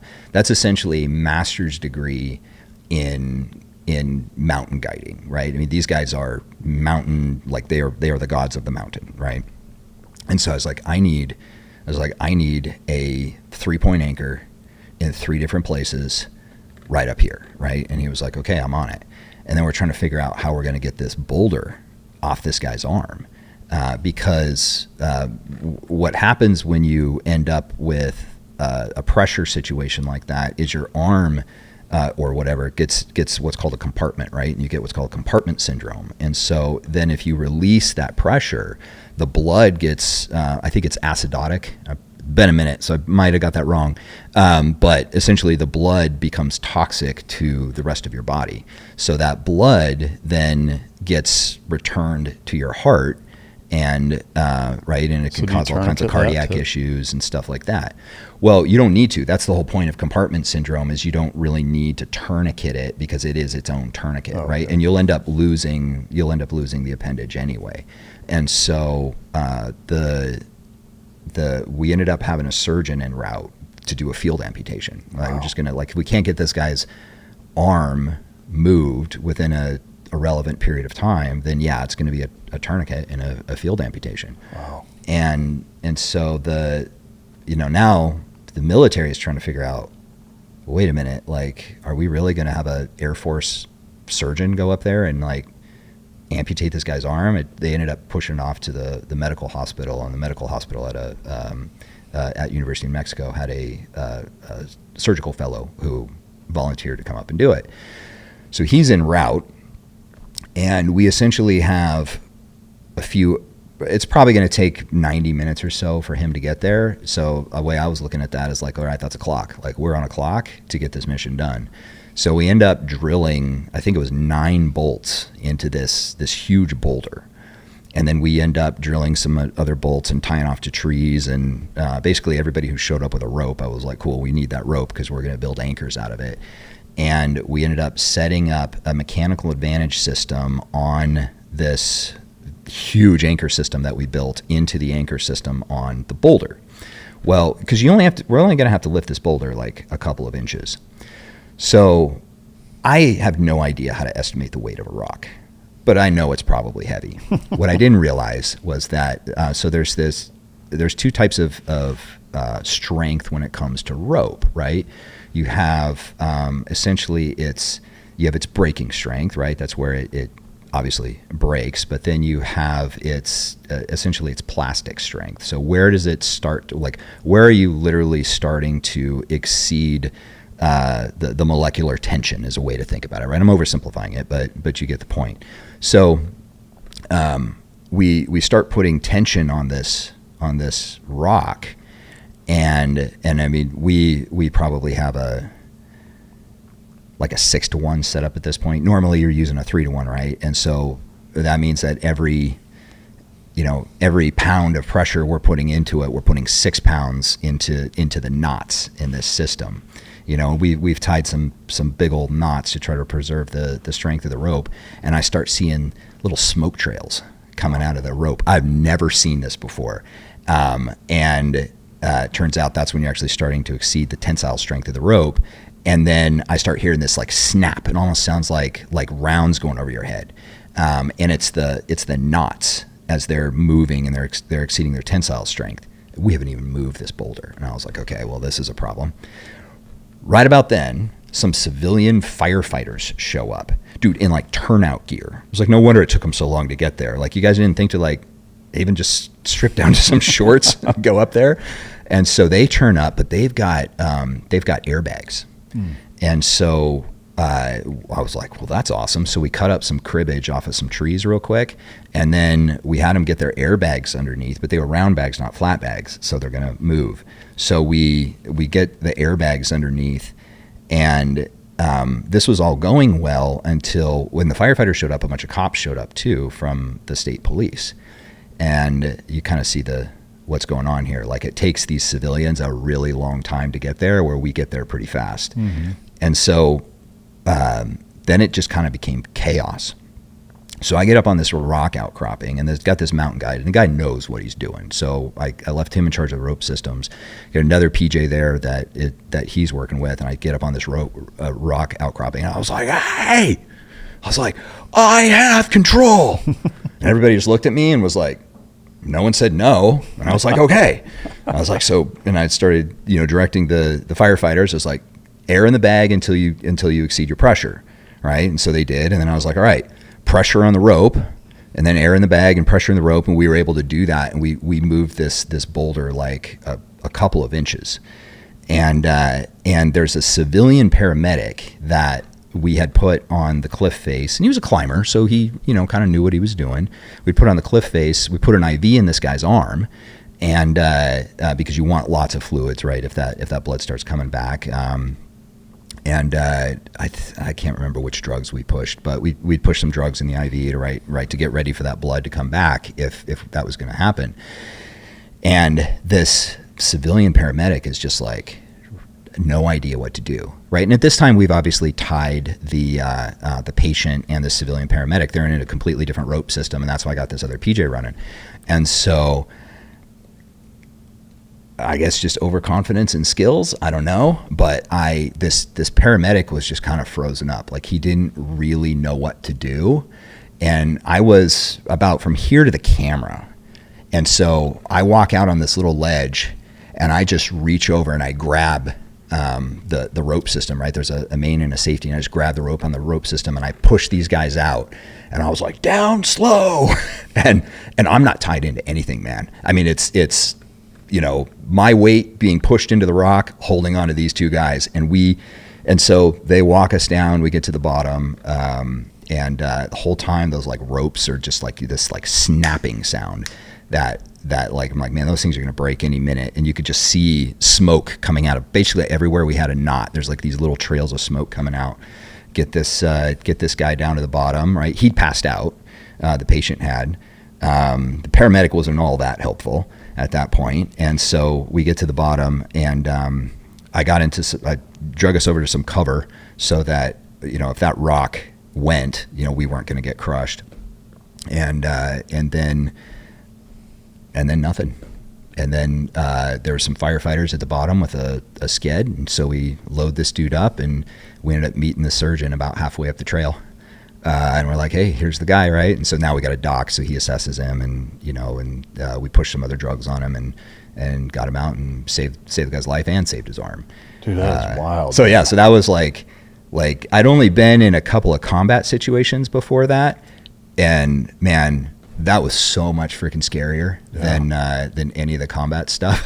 I imagine the amount of dynamics, and intangibles that are going on, especially as you're adding more people, is just wild. Yeah, and hoping these untrained people don't screw something up that ends up getting you killed. Yeah.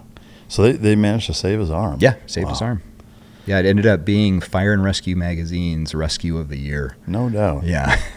That's incredible, man. I mean, I'm still shocked that you had 27 real-world civilian rescues as an instructor. I mean, that's a huge deal. It's kind of the only thing that kept me going as an instructor, because I was only supposed to be there for 2 years, and I wanted to go to the 2-4. And at the time, there was a service requirement that you had to, and I think it was like 6 years you had to be in, and I didn't meet that service requirement. So I was like, okay, fine, I'll do my 2 years, and then I'll go to the 2-4. Well, they wouldn't let me, and so I ended up being there for 3 years, and I didn't have the enlistment left to be able to go assess for the 2-4. So the Air Force was like, well, you've got to re-enlist to get any orders anywhere. And I was like, I've seen this movie.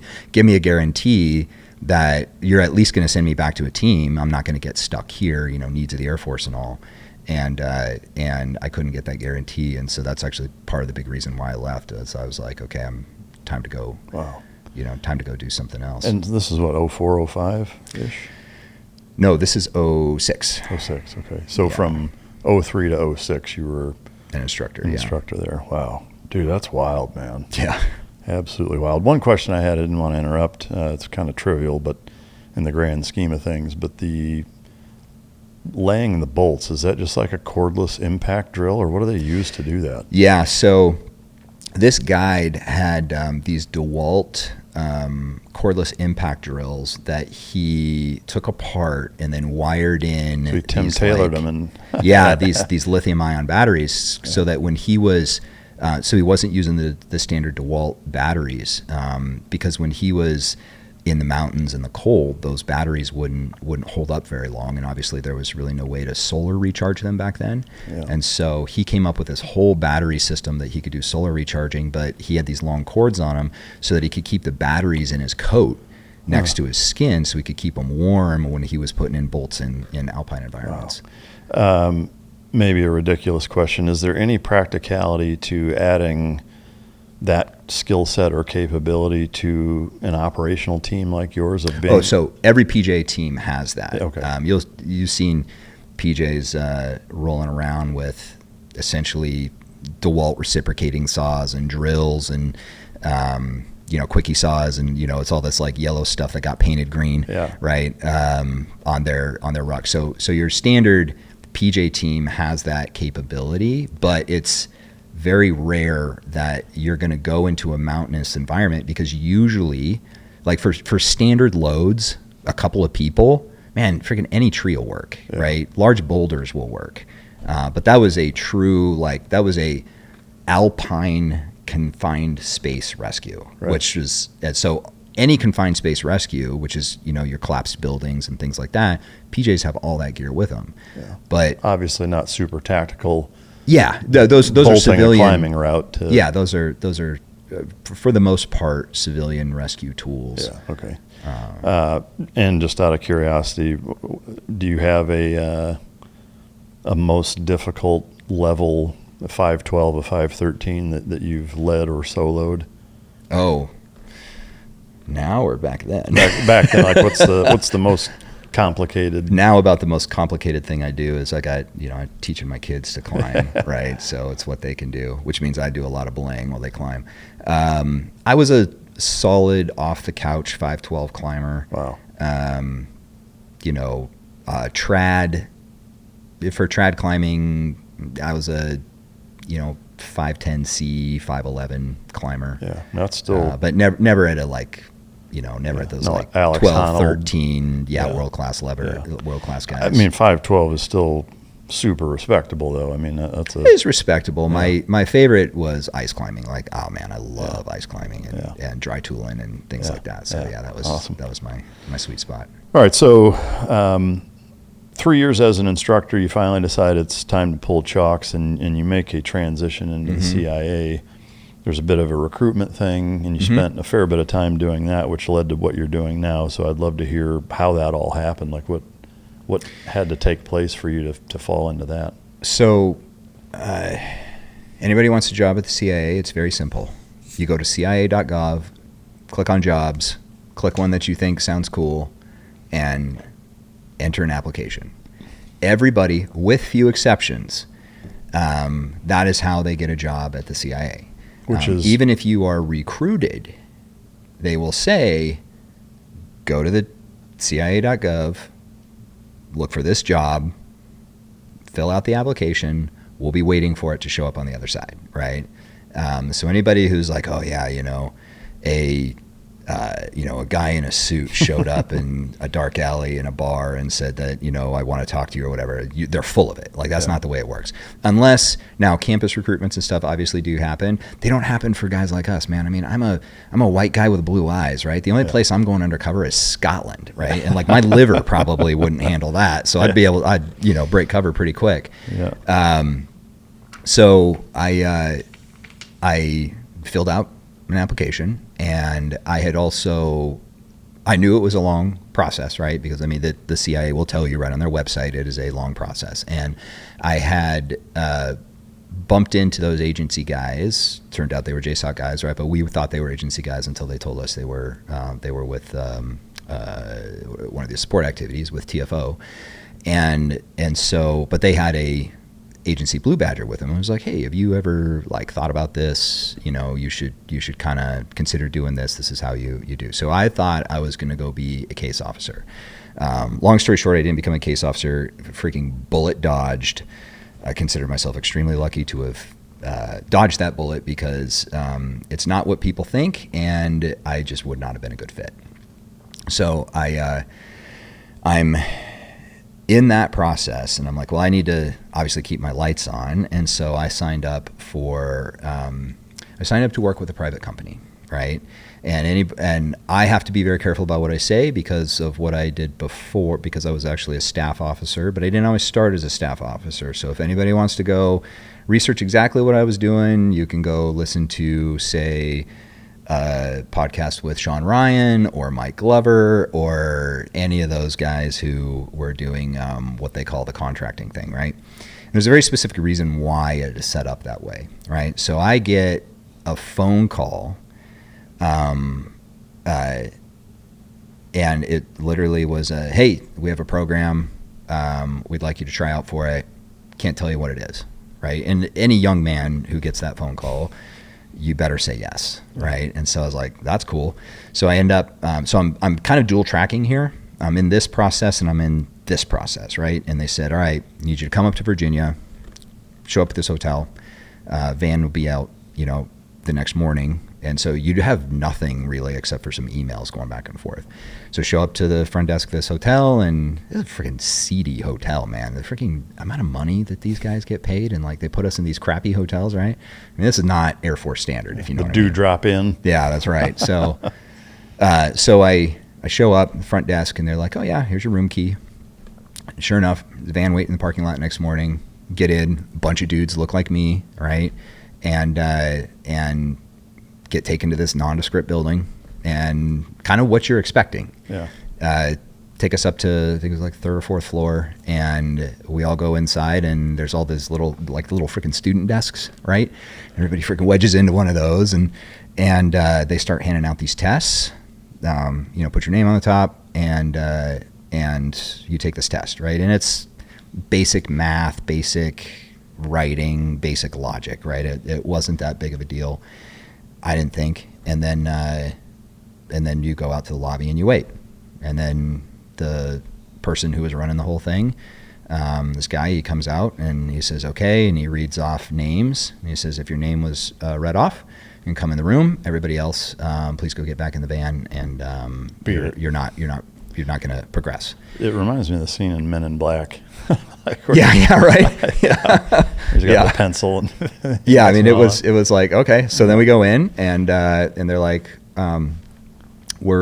you probably figured out by now, we're with the CIA. That's the last time we're going to talk about this. Here's roughly what the job entails. So it's not what you get briefed. So people are like, oh, it's a mobile security job. No, it's so much more fun than that.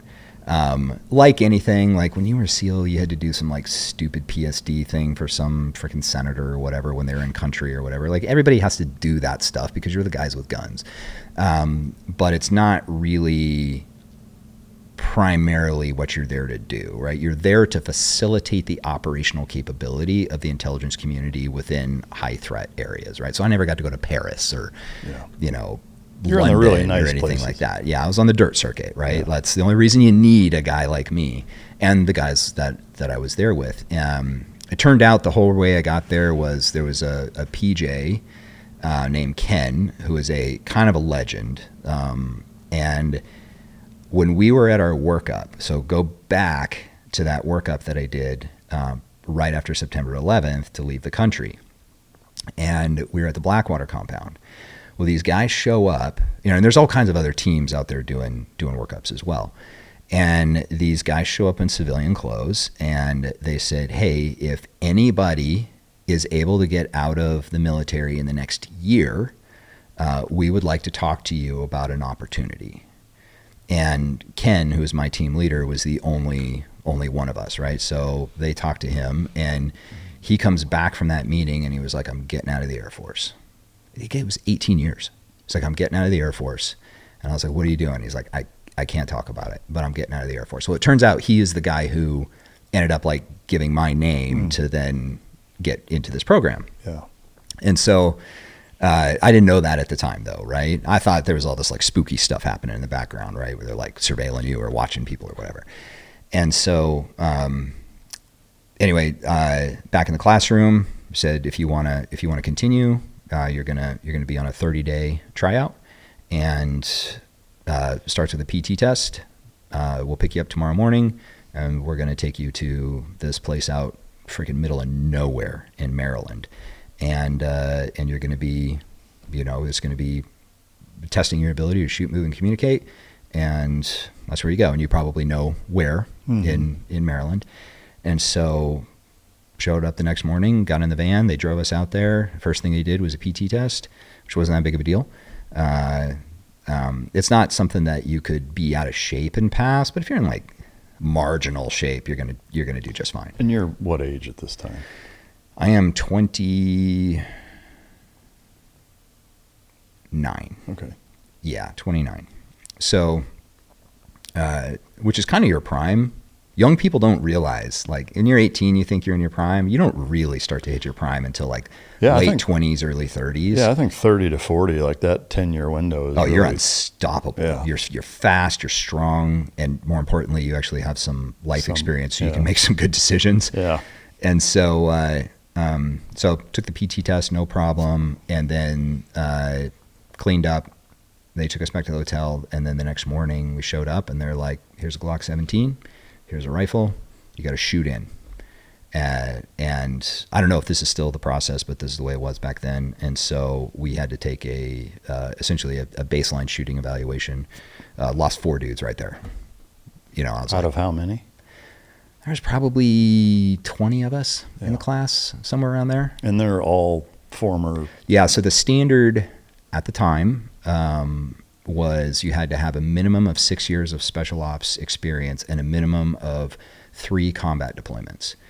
Well, it's pretty hard to have 6 years of special ops and 3 combat deployments, or only right? 6 years. Only 6 years, because, you know, I mean, for most people, right? I mean, even if like our pipeline is 2 years, and then you've got another 4 to 6 months of OJT before you're allowed to freaking go to the bathroom by yourself, right? Yeah, you guys have roughly the same thing. Yeah, I mean, 3 combat deployments, depending on, you know, what the rotation looks like, you're going to be closer to 10 probably. Yeah. So I was coming up on 10 years. I was just finishing. I did a year in the Guard in reserve, and it just became. It's so hard to maintain all your quals as a PJ that I just kind of had to make a choice. I wasn't any good to my team because I couldn't really keep all my quals, and all the other stuff that I was doing, it just something had to give, right? Yeah. And so I chose to go this route, and so I'd let my Guard and Reserve stuff go, and so I get there, I shoot in, and that was the first thing that was surprising, is the shooting standard was no joke. I was like, and I thought I was a pretty good shooter as a PJ, and then I realized that maybe I wasn't as good as I thought. I mean, we had a damn net guy in my class who was, you know, he did great, but even he was like kind of nervous about it. We had the guys that got drummed out on that first shoot in, we had 2 SF dudes, I think he was a Marine, like a Force Recon MARSOC guy, whatever they're calling themselves these days, and then a SEAL, and all 3 of those guys. I was the only PJ. All 3 of those guys, or all 4 of those guys, got drummed out just on the first shoot standard. And I was like, okay, like this is no joke. Like there's no room to error. You don't really do much inside of the 25-yard line with a freaking handgun, right? You know. And then what I thought also was really interesting is on the shooting standard, they graded every single line as if it's its own test. So, you know, in the military, it's an aggregate score. So you shoot, and you know that, like, hey, I might throw one in the B zone or a C zone outside of, you know, around 25, and so I'm going to make sure all my upfront shots are freaking dialed in the A zone, right? Well, they don't do that. It's just like, no, every single line, they call the range cold, and they go up and they score your target. And so you might have, say, you know, 4 or 5 different lines of qualification on that handgun or on the rifle, but it's really 4 or 5 separate different tests, and you have to pass all of them. So if you pass 6 but you don't pass the 7th test, then you're out, and you don't really know what the standard is. You kind of, after a while, you kind of figure it out, but when you're like, okay, what do I need to, like on the PT test, it's like they tell you, here's what you need to do. You know, you run this distance, and then you have to perform this activity, and then you run that distance back. Well, what's the standard? Do your best. You know, and like that monkey on your back. It turns out it actually wasn't near as high of a standard, but at that point you're like, well, I guess I'm just all out. Yeah. Right. And so guys are knocking out this PT test in sub 10 minutes, and it turns out they didn't need to do it that fast. but still, I mean, you're putting it all in. So you got to shoot as fast as you can, but 25 yards, right? So you also got to take your time, and then you hope it's fast enough. You hope your hits are solid enough, and they're really, really high focus on accuracy. And so that was a little bit new because, you know, the Air Force, the shooting standard for graduating PJ school is, you know, probably like any other school. It's fine. It's not hard. People do fail it, but it's rare that somebody fails it. Yeah. And so, and then from there, it was straight into combatives stuff. And then you were doing combatives work, and then housework, and combatives work, and CQB housework, and all in very small teams. How long is this whole process? So that process is 30 days. And that's your initial, it's called the vetting. I'm sure you've got plenty of buddies who went through it. It's not that it's that hard, but you're being evaluated on every single decision you make, to include, like, did you or did you not make the decision to go to the bar all night, right? Things like that. Like, we lost a guy in our class because he was out after midnight and at a bar, And the instructors were paying attention to that, and they just said that, that's just not a decision making that we're looking for. Yeah, I mean, and to me that seems like such an unforced error. It's Yeah, absolutely, it is. That's just a decision It's one thing making. if you throw around or make the wrong call, you went left, should have gone right in the house. I mean, whatever it is, but something like that just seems so dumb. Yeah, and I get why that they would highlight that. But they didn't say he couldn't. Right. Right. But I mean, to me, that's one of those like, you should know better. Well, yeah, and I mean, it almost reminds me of hearing guys talk about the Delta selection. We're kind of very similarly. It's incredibly vague. Like there's no, hey, this is the standard. It's just do your best, and we'll let you know if it was enough. Yeah. But it's also like the kind of component that we're talking about is, I don't want to have to tell you what to do. Like, right. I need to know that you just know how to make the right decisions without having your hand held in doing so. And I think that's a huge part of it. Yeah, and it's maturity, really. And so, so you're doing that. You're doing be very careful about what I say, because I hear this guy's pretty litigious. Look, I used to think that a mattress was just a mattress. You lay down, you close your eyes, you wake up. But bad sleep compounds. You wake up stiff, your back is off, you're running at 70% before the day even starts. HELIX sent me one of their mattresses, and I got to tell you, the difference in how I'm waking up is real. There's better rest, less of that grinding morning soreness. Sleep is recovery, and recovery matters, whether you're training, running a business, or just trying to show up right for your family. What I like about HELIX is they don't just sell you one mattress and call it a day. They've got over 20 models, so you can actually find the right fit for how you sleep, whether you run hot, deal with back pain, or just haven't slept well in years. They've got cooling upgrades too, which matters heading into summer. There's free shipping, a 120-night sleep trial, a limited lifetime warranty, and their happy with HELIX guarantee means you're not taking any risk trying it out. They're the most awarded mattress brand out there for a reason. Go to helixsleep.com/micdrop for 20% off site-wide. That's 25% off Luxe mattresses and 30% off Elite mattresses. That's helixsleep.com/micdrop for 20% off site-wide, 25% off Luxe mattresses, and 30% off Elite mattresses. helixsleep.com/micdrop.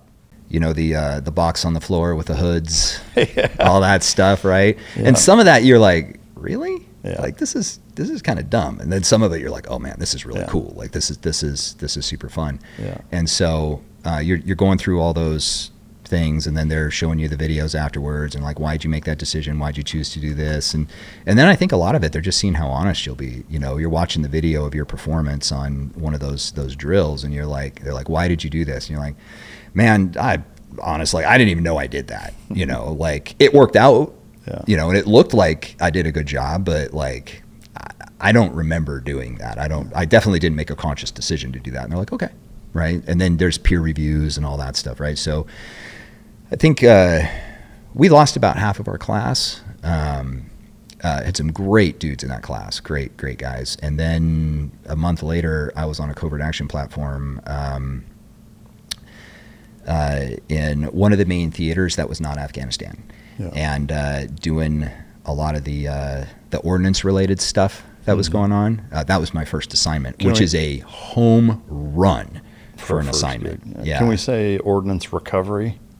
No, this was the implementation. Oh, okay. So this was where we were actually putting the ordnance in, or the special ordnance. Yeah. This is where we were actually putting that stuff in. Yeah. And we were hanging it out. Like, we had JSOC as a QRF for us, and the dudes were like, you're going where and doing what? Yeah. Like, are you sure that's a good idea?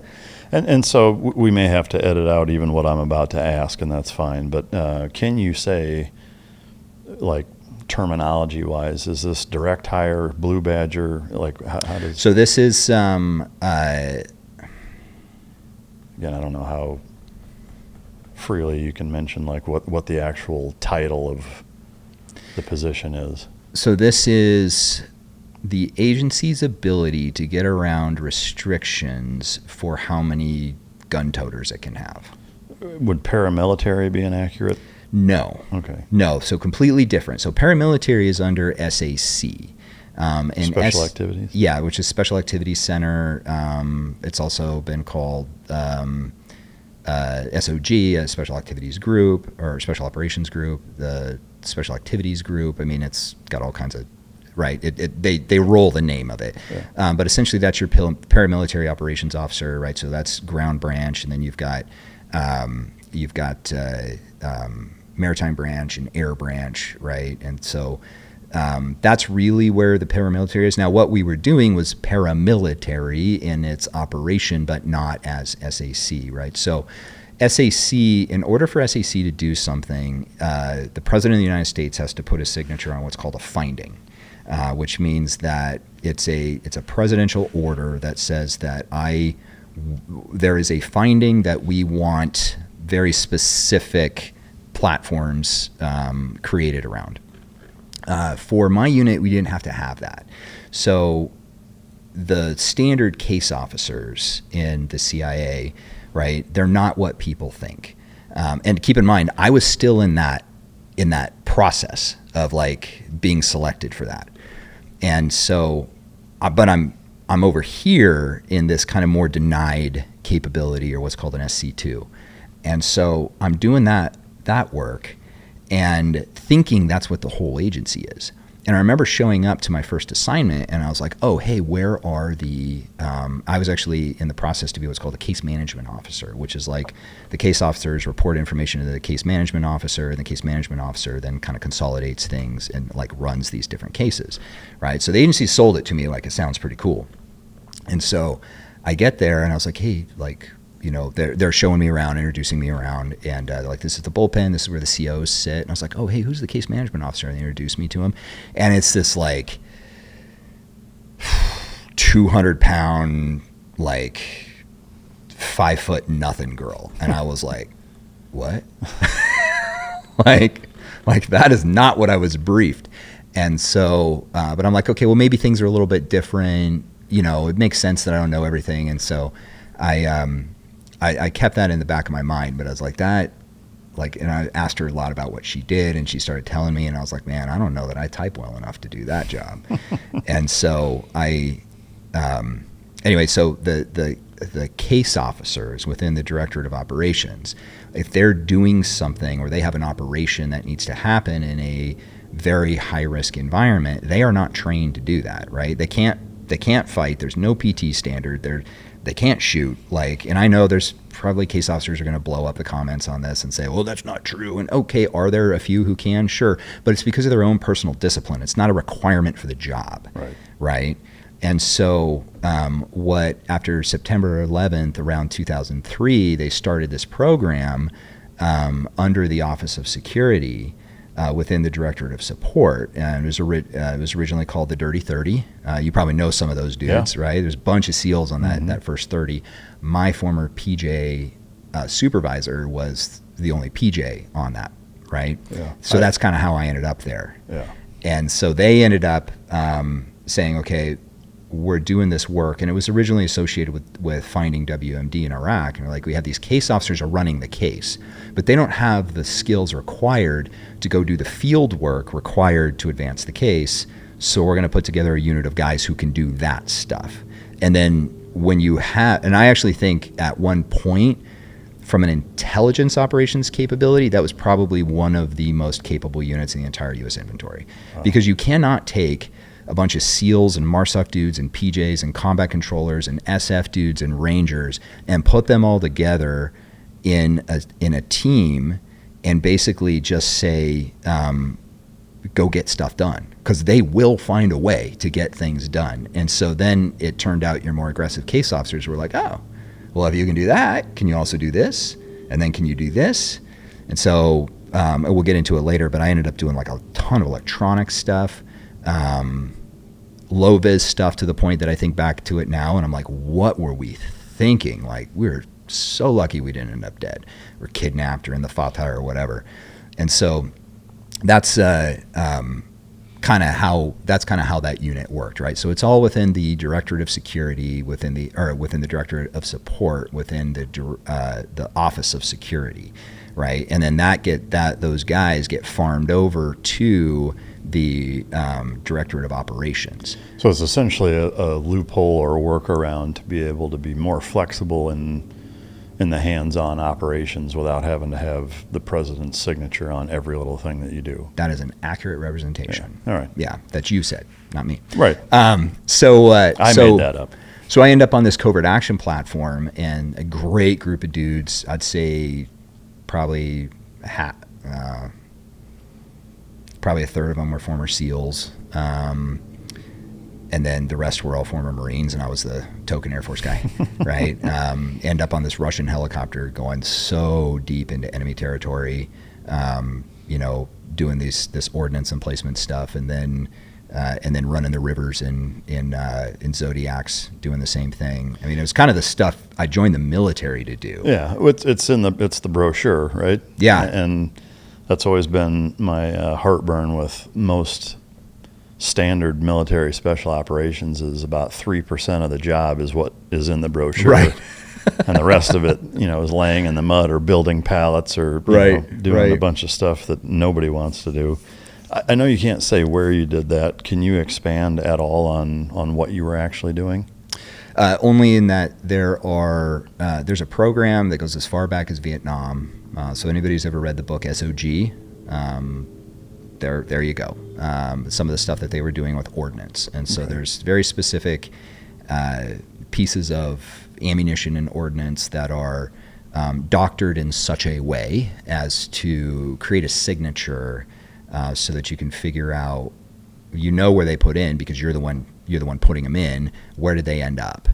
And then what kind of psychological problems did they create for the enemy? Right. And so it was, because I'd read that book SOG, and here I am doing essentially the same thing that these like MACV SOG guys were doing. I was like, this is amazing. Yeah, I've had a few of those guys on the show over the years that did that stuff in Vietnam, and it's just like, dude, this is. Now, I'm not saying it was as like hairy as what those guys were doing, like not even close, but it was as close as I was going to get. Same concept. Yeah, same exact concept, just a whole lot better technology. So in many ways, a lot safer. Right. So I started there, which to get that as a first assignment, man, that's like just proof that Jesus loves me. I mean, it was awesome.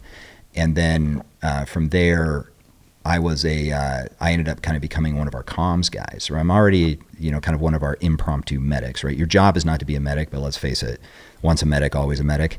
And so we showed up, and one of the things people don't realize about Pararescue is we don't have comms guys. Like every PJ is also a comms guy.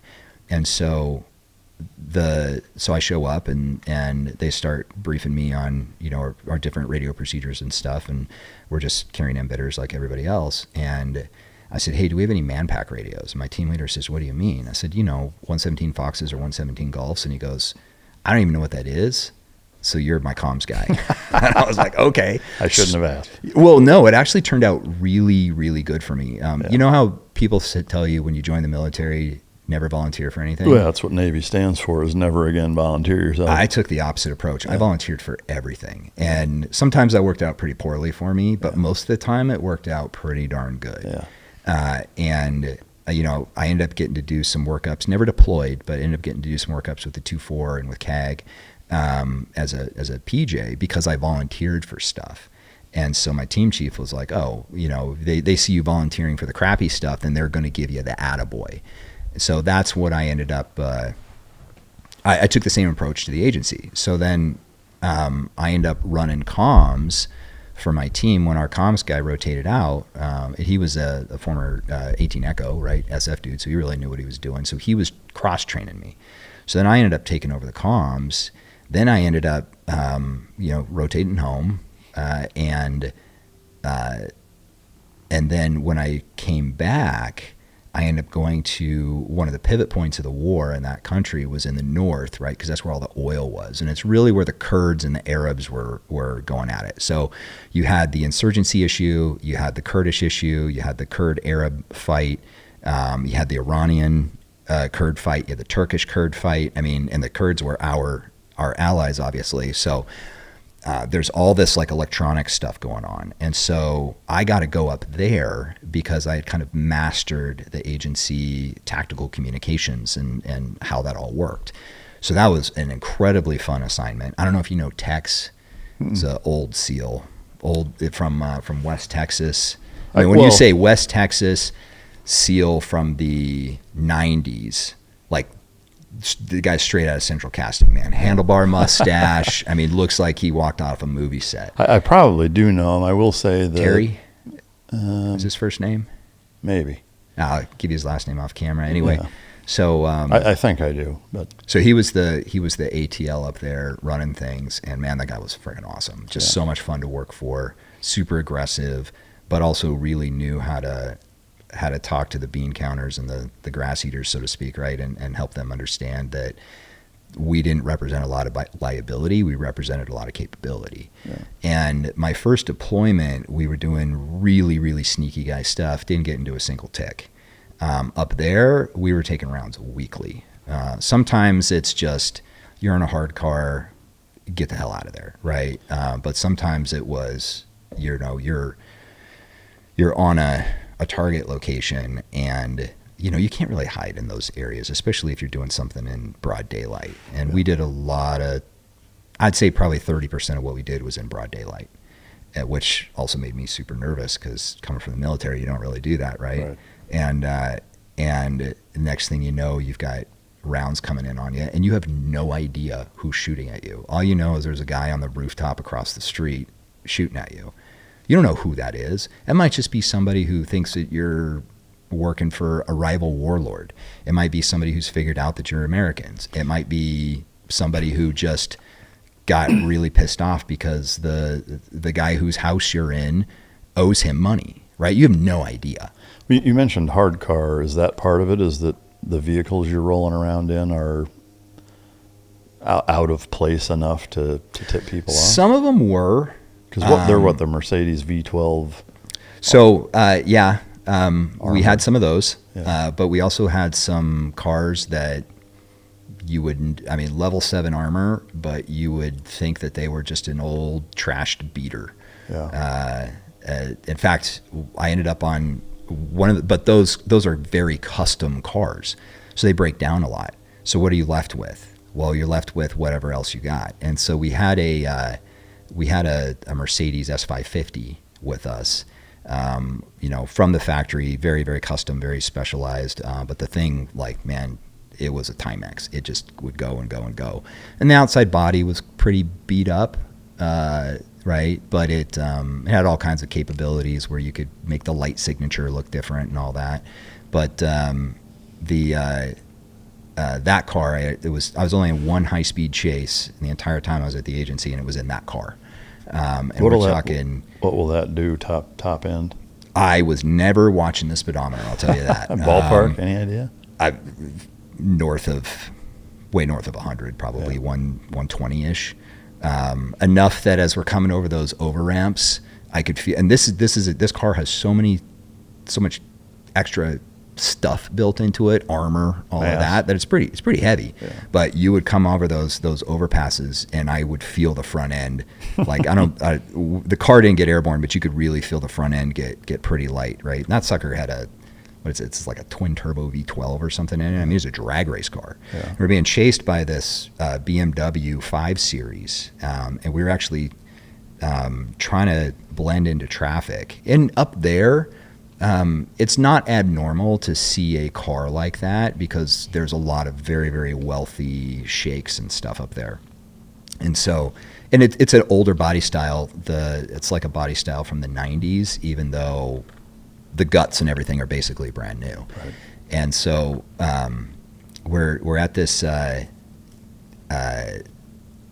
intersection, right? And there's one of the cops out there, directing traffic because none of the lights actually work. And so they're directing traffic, and then we see this 2 cars behind us. The guy sitting on my right, Rhino, we were providing cover for an operation that was happening. Is that right? his first name Brad? No. Okay. No, that's first name is Will. Okay. Huge Mexican dude. Okay. Big Leonidas beard. Yeah. Phenomenal human being.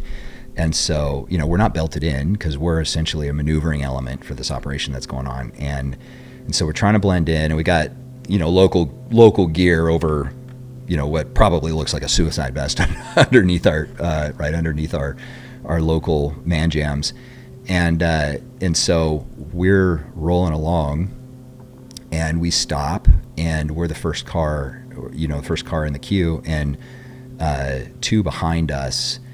Rhino looks in the rearview mirror, right?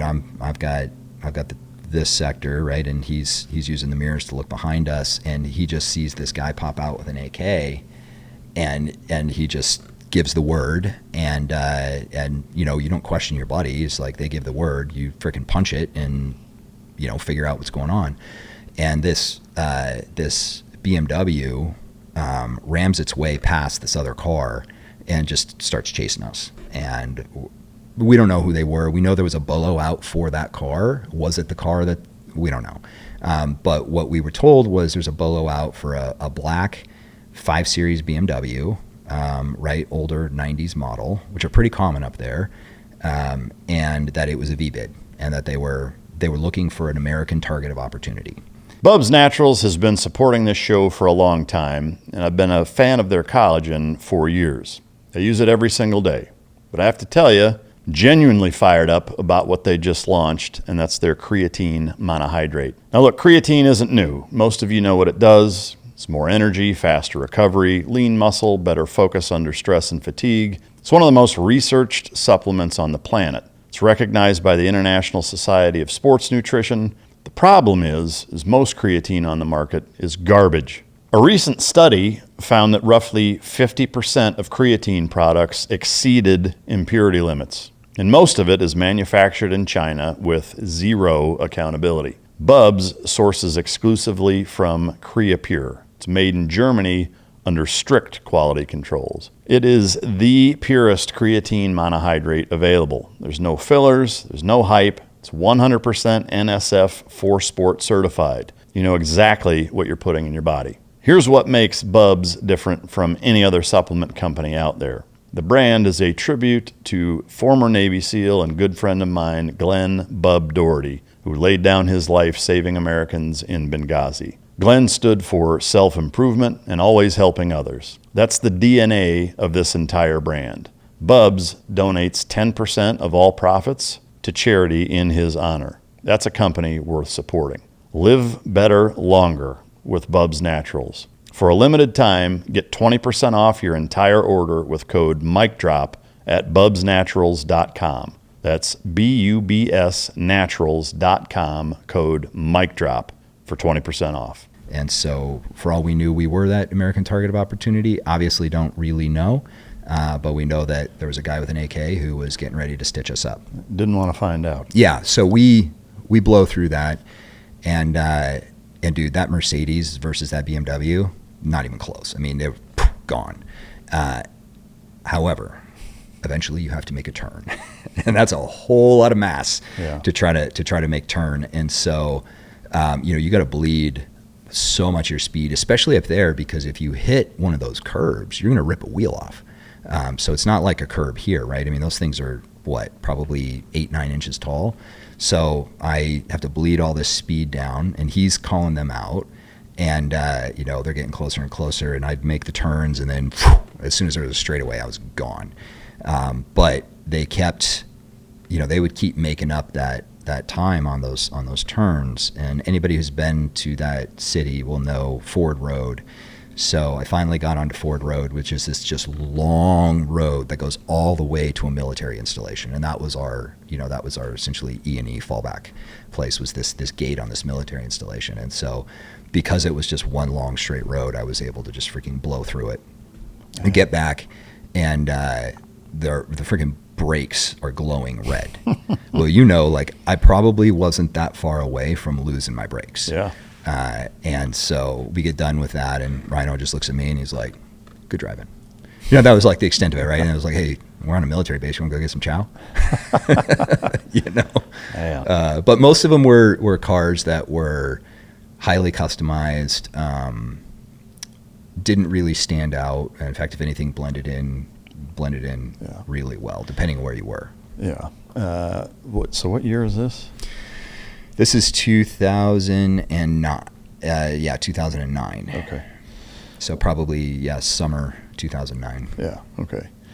I'm trying to think. I'm not going to use his real name, and I'm not sure if this was his call sign or not, but does Rudy or Big Rudy ring a bell? Rudy does. He's a Ranger? Yeah. He was up in the far north, I think, in Sulamania. Right? Yeah, well, he was friends with Rhino, because Rhino rings a bell from him. He was a real good friend of mine. Yeah. But It's really a small world. Yeah. In that little community. So Yeah. All right, so those are what, 90-day rotations-ish? Some of them were as short as 60, but very rarely, I was usually doing 90 to 100 days. Yeah. And how many of those deployments did you do? 16. 16. Yeah. All, I mean, not obviously all to that area, but I mean. So I transitioned theaters after that. I remember being in that, at that base, and we were co-located with B Squadron at CAG, and so we were doing a lot of joint ops, and it was... What was it like working with them? Dude, that's the only time I'd worked with them in a deployed environment, and if you told me today that I could go deploy with them just to freaking clean their guns, I'd do it. Like, It was absolutely phenomenal. I have never worked with a JSOC unit that I was not impressed with. Some of the individuals, their personality wasn't necessarily my cup of tea, but from who cares? From an operational perspective, nothing but respect. And I see people giving CAG dudes crap, or like, oh, that's not really that big of a deal, or damn neck dudes like, oh, like it's not that big of a deal. No, it's a big deal, man. Like, that's the big leagues. And the 2-4, same thing. Like, absolutely phenomenal human beings to work for. And one of the things that really surprised me about the CAG dudes was the humility, and the guys that we worked with anyway were just very humble and very just down to earth. They didn't think they knew everything. I mean, what they knew, but outside of that, they were open to suggestions, and they were just a lot of fun to work with. Yeah, that's awesome. Yeah. Can you kind of walk us through? I mean, obviously that number of deployments, you can't go through the full story on each one of them, but kind of just your career path, hitting the highlights. Sure. So some of them were absolutely boring. I was getting paid the same either way. But like I was in Coast in Camp Chapman, right? So I transitioned theaters, and the first one of those I did was just absolutely boring. But then, like, I was in Kandahar. I did two tours in Kandahar, and that was a blast. Working with an ODA all up and down the Shwalikot Valley, and it was an absolute blast. And so we were getting in ticks, I don't know, weekly there. Were they all, you get contact made with you, you break it and bail out, or were there more sustained ones? Some of them, there was one with an ODA where we were rolling in the big RGs, and so those were a little more sustained because we were a bigger target. Right. And one of the things I just learned is that when you are a small target, you are very maneuverable, and you can break contact and get out of there. And I would say in everything, I never went through more than, I don't think I ever actually had to do a reload. Oh, wow. I mean, so because you're just so over prepared. I mean, you've got air support on standby, right? If you're the agency, I mean, you can get a JSOC element as a QRF if you want it. Not always.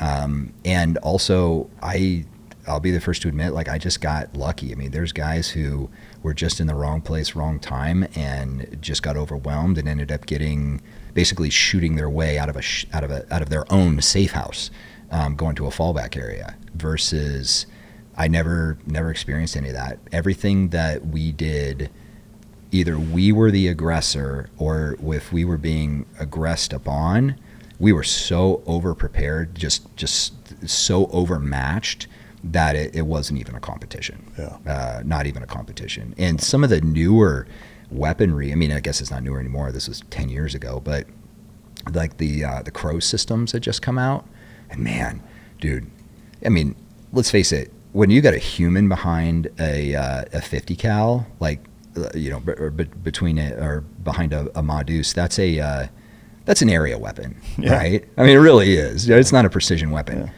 Yeah, you stick one of those things on a Crow system, and it's suddenly a precision weapon. You're like, wait a minute, like you have essentially a full auto sniper rifle, and it's auto calculating the windage and stuff. I remember we got hit coming out of Schwalikot again, and I'm in the back of the RG, and we stop, and I'm like, okay, I'm getting ready to get out, and the troop commander's like, he's like, no, just stay buttoned up, and that Crow system just, and I'm watching the screen. And you see this guy, you see all these dudes on top of this hill, right? And you hear those little thuds, right? It's not like the movies, right? People think it's like ting, ting, ting, ting, rounds are hitting you. It's more of like thuds. And so you hear that, and it's just small arms fire. So it's not really a threat to us in an RG. I mean, half that stuff is probably just bouncing off the side. And you see the SF dude who's on that Crow system, right? It's like a freaking video game, and he's sitting there, and you see it line up, and you see him freaking push the button, and then like one of the dudes on top of the hill was literally just freaking like, you just see pink mist and gone, right?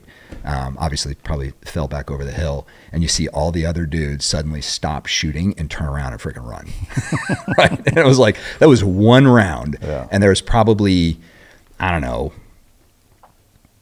a dozen guys at the top of that hill, right? No RPGs or anything, just nothing belt fed, just AKs, and one round smokes one dude, and that was enough of a message that everybody was like, okay, we're out of here. And I got it because, and I think back, and I started to realize this kind of towards the end of my deployment cycles. I was like, wait a minute, come roll down my street in Montana in a freaking big armored vehicle being from another country and see what happens. Right. So you at a certain point understand where they're you understand where they're coming from. And like, were those guys, were they hardline terrorists? Probably not. Yeah, probably not. They're probably dudes who were like, we're going to defend our village, or, the whole blood feud thing in those fundamentalist Islamic countries is still very real from thousands and thousands of years ago. And so, it's like a pride thing to be like, oh yeah, I got some rounds on the Americans, right? And so I just started to realize that I'm like, well, you know what? If somebody invaded my country and was rolling through like we were rolling through, and I was uneducated, couldn't read, right? Because like these guys, I mean, especially the beginning of the war, you'd be like, where's Osama bin Laden? They're like, who's that? The guy who, orchestrated 9/11. What's that? Right? I mean, they have no idea. Hey, we give you, millions and millions of dollars if you just give us some information. Imagine what you could do with that money. I'm like, well, I mean, I guess I would buy some more sheep.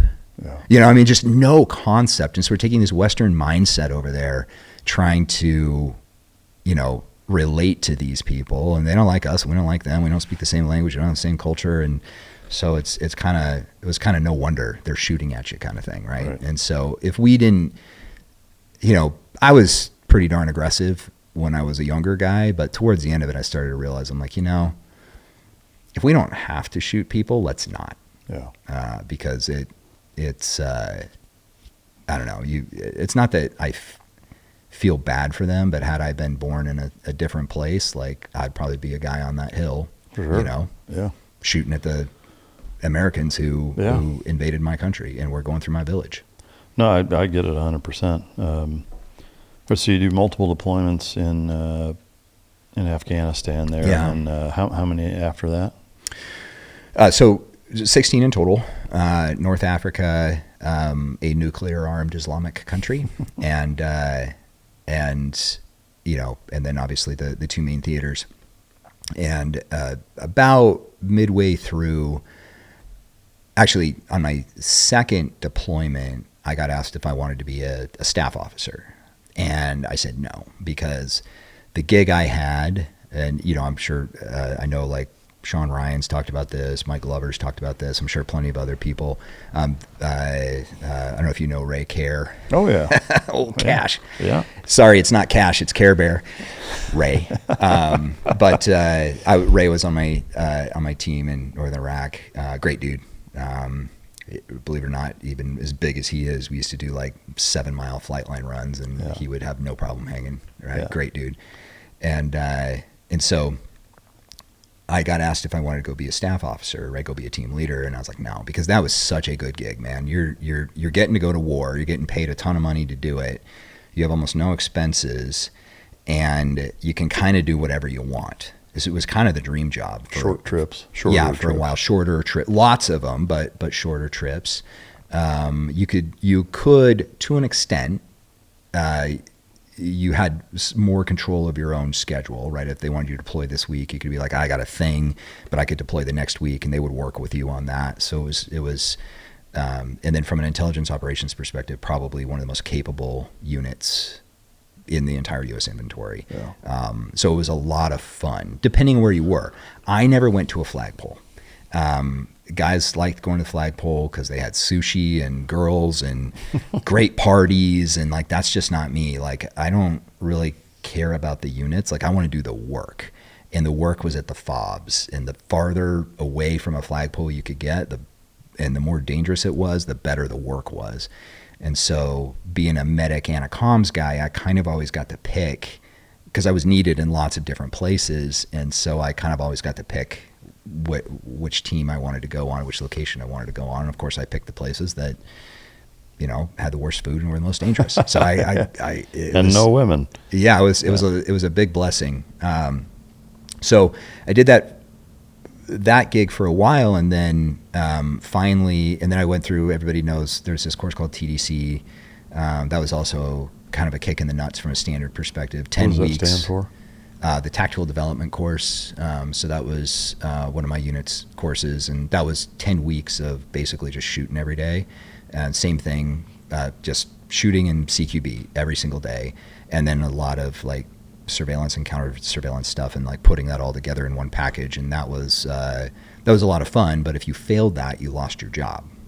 Right? So you also had that monkey on your back, which was pressure that was pressure you were bringing to it, but not pressure the cadre was bringing to it, but it was definitely there because you're like, man, if I freaking start throwing rounds, I have a bad day. And I went in a winter class, so it's snowing on us, and we got like our EOTechs, we're doing pretty much everything from a high ready position. And so I got my hand over my EOTech to keep the snowflakes off, and now you're trying to, transition over to the target and gloves on. What else I thought was, oh man, I didn't wear gloves. I'd rather just have cold hands because I needed the dexterity.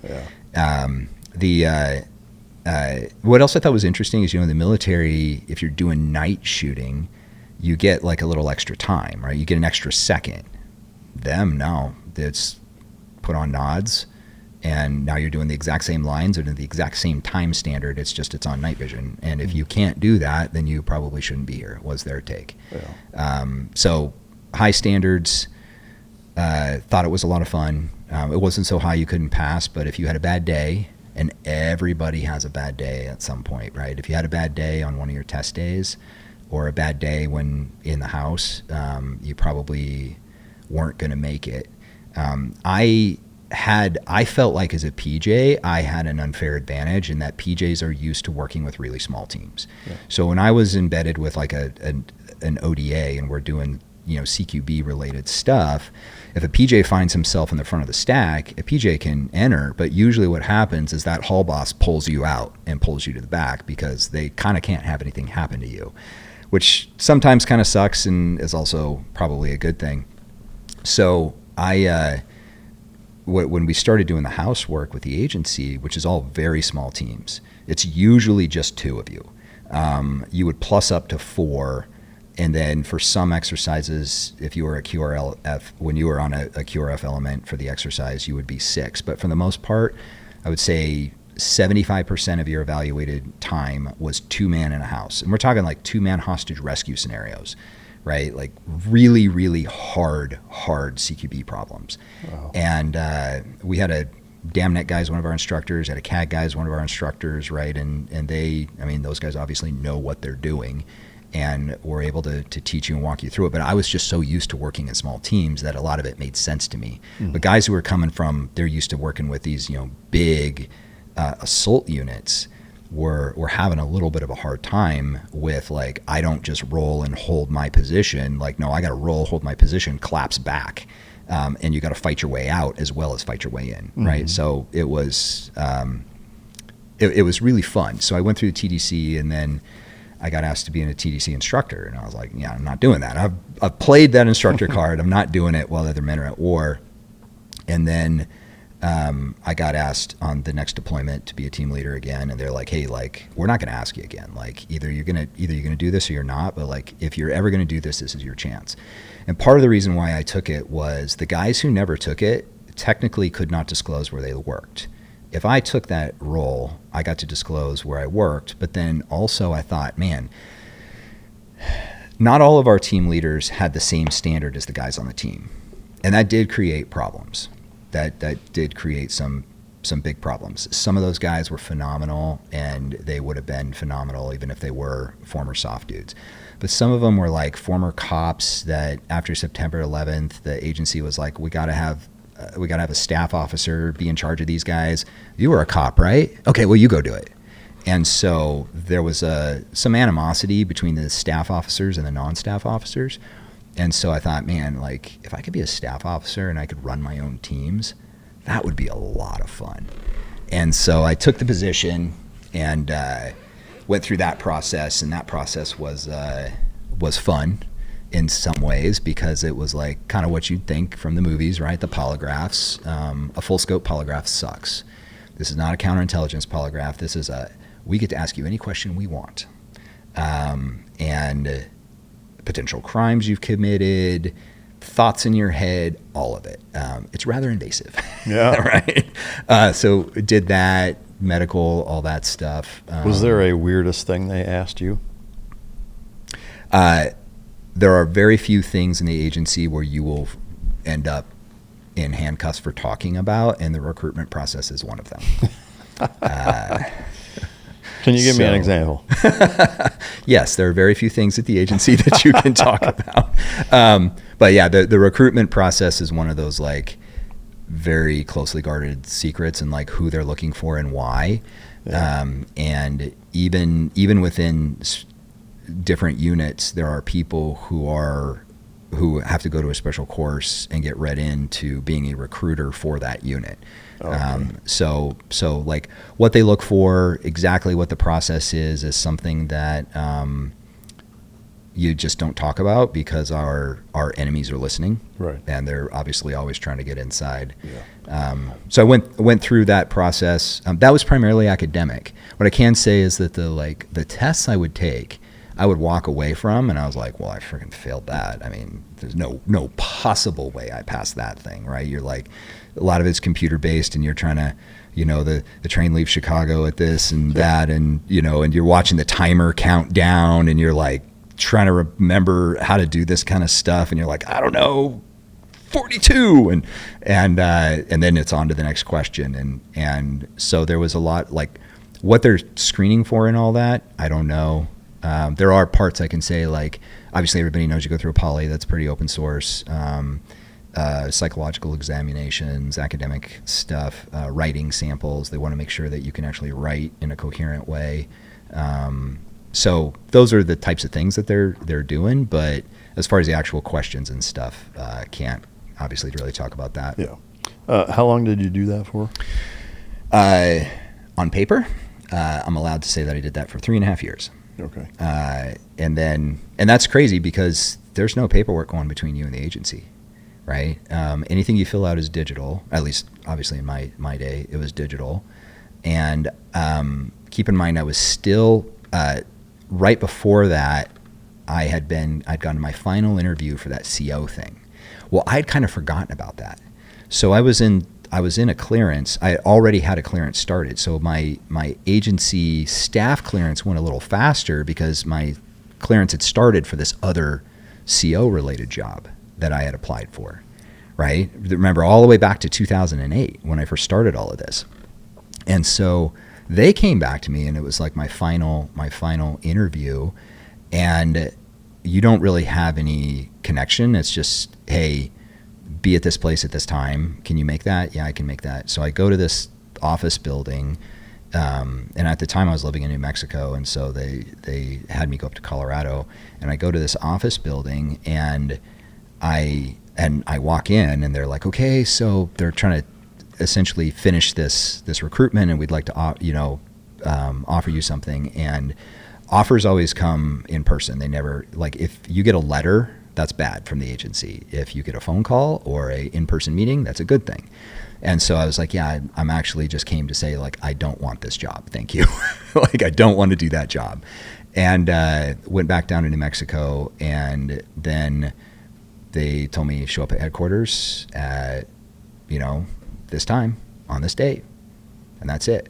So I packed myself up, drive up to Virginia, and you're walking up to the gate. You don't have anything to prove that you're supposed to be there. Nothing. You got a phone call that said, can you start on this class date? And there's a certain class that every single staff officer has to take. And so, when you start is going to determine when that class starts.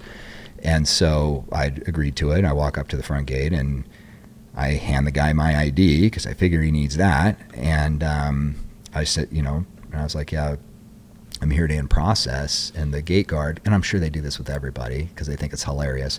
And he looks at me and he's like, yeah, sorry, I don't have you in my system. And I was just like, what how is that? Like, I have nobody to call. Yeah. I have no number. It's not like, hey, call this number if you get into a bind or something on your way up here, or if you have a problem. It's just like, show up at this time and place.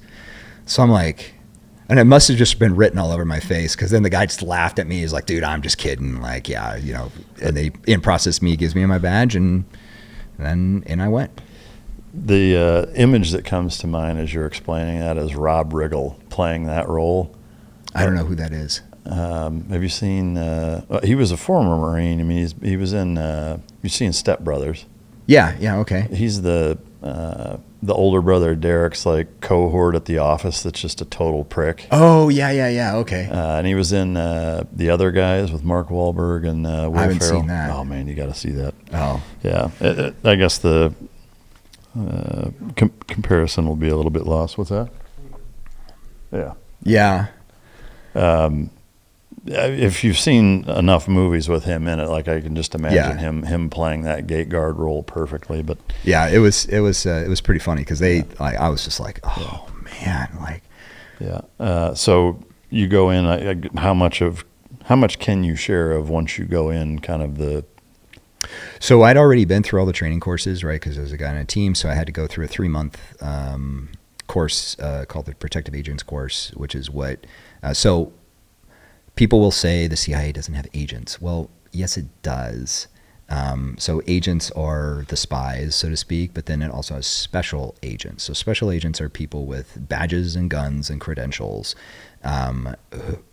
who inside the United States, if there's like a liaising with law enforcement or something like that, can do that. But then overseas, then you go do your overseas thing. So that unit has a mission kind of on both sides of the fence, and so you get called to do all kinds of like weird stuff. Some of it's super boring. Big time foreign dignitary is coming into the States, and the agency just wants a couple guys to keep him out of trouble, right? And keep other people from abducting him or something like that, right? So you're like, okay, you get tasked off to go do that. And then, or it might be the director's protection detail has, he's going somewhere, and the director's protection detail doesn't have enough people. And so they want a bunch, they put together a little QRF of our guys to then go like be the basically the counterattack team. And so you go do that, right? Super boring stuff. But then you have your overseas mission where you're running these teams. And so at that point, you're running the teams that you used to be on. Yeah, so I'm running the teams I used to be on started out as an assistant team leader back in Afghanistan, right? So I ran the team in Helmand Province in Lashkar Gah. That's actually kind of where I got involved in the trafficking related stuff. And then eventually ended up in a North African country of importance. Might have made a movie about a big gunfight that happened there that took a little over 12 hours, and then so I ended up running that team for a deployment, and then I transitioned over to a nuclear armed Islamic country, and I ended up being the country team leader there. So all the teams ended up reporting to me, and that was kind of the pinnacle of that career, because it was, I'm good at nothing if not justifying things to my leadership. and I was working with the Brits, and the Brits had this awesome case, but man, you got to feel bad for the Brits. Like, I don't know where, I guess it's probably from James Bond, where everybody thinks that, BSIS, so the British Secret Intelligence Service, right? MI6 is, MI5 is in country for them, I believe, and MI6 is kind of out of country, right? And so they got great dudes, former, 22 Squadron guys, who are basically my equivalent for them. But for them, it's a military tasking. So they're military dudes who are tasked over and lent out. Well, they had to get like special written permission from their home office just to take handguns out of the safe. Where my guys, I'm like, dude, you're rolling out on an op and you've got a saw and your buddy's got a 40 millimeter. I'm like, okay, like if that's what you feel like you need, who am I to say that's not what you need, right? And so I was able, and I had an incredible chief of station at the time, who is currently a well-known contributor on Fox News. The guy was one of the best bosses at the agency I ever worked for. Just phenomenal human. What does his name rhyme with? The agency says that, so he and I asked the agency if we could do things together, and they said no, because we were under different cover statuses. We're like, well, that's really dumb, because you had us run around an entire country together. Because as the country team leader, I'm like with him a lot in foreign intelligence headquarters, and the agency, freaking bean counters or whatever, are saying we can't do it. But it's pretty easy to pull up if you were to Google it. Guy was a 2-time Moscow station chief. I mean, just phenomenal human and really aggressive. Well, then with my team, he felt like he could be more aggressive. And so he started farming us out to other units. JSOC got kicked out of the country. Turned out one of their operators beat up one of the surveillance guys, one of the local service surveillance guys. And so they got kicked out of country. So now we're doing their work. So my guys are hopping. I mean, we're just ops, just routinely running ops. And then this is when Pelosi and her team decided that they were going to declassify and release the rendition of the RDI report, so the rendition and detention interrogation report, and all those riots were happening. So I'm like right in the middle of that.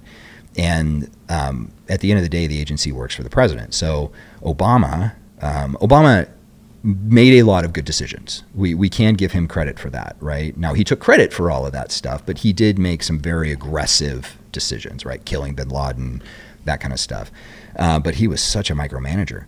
And so he wanted intel from the crowds, from these riots that were going on. And we're like, Mr. President, like, just watch a Twitter feed. Like there's no reason for that. No, he wanted 24/7 coverage on what's called atmospherics out there. So it's a long way of saying we are really stinking busy.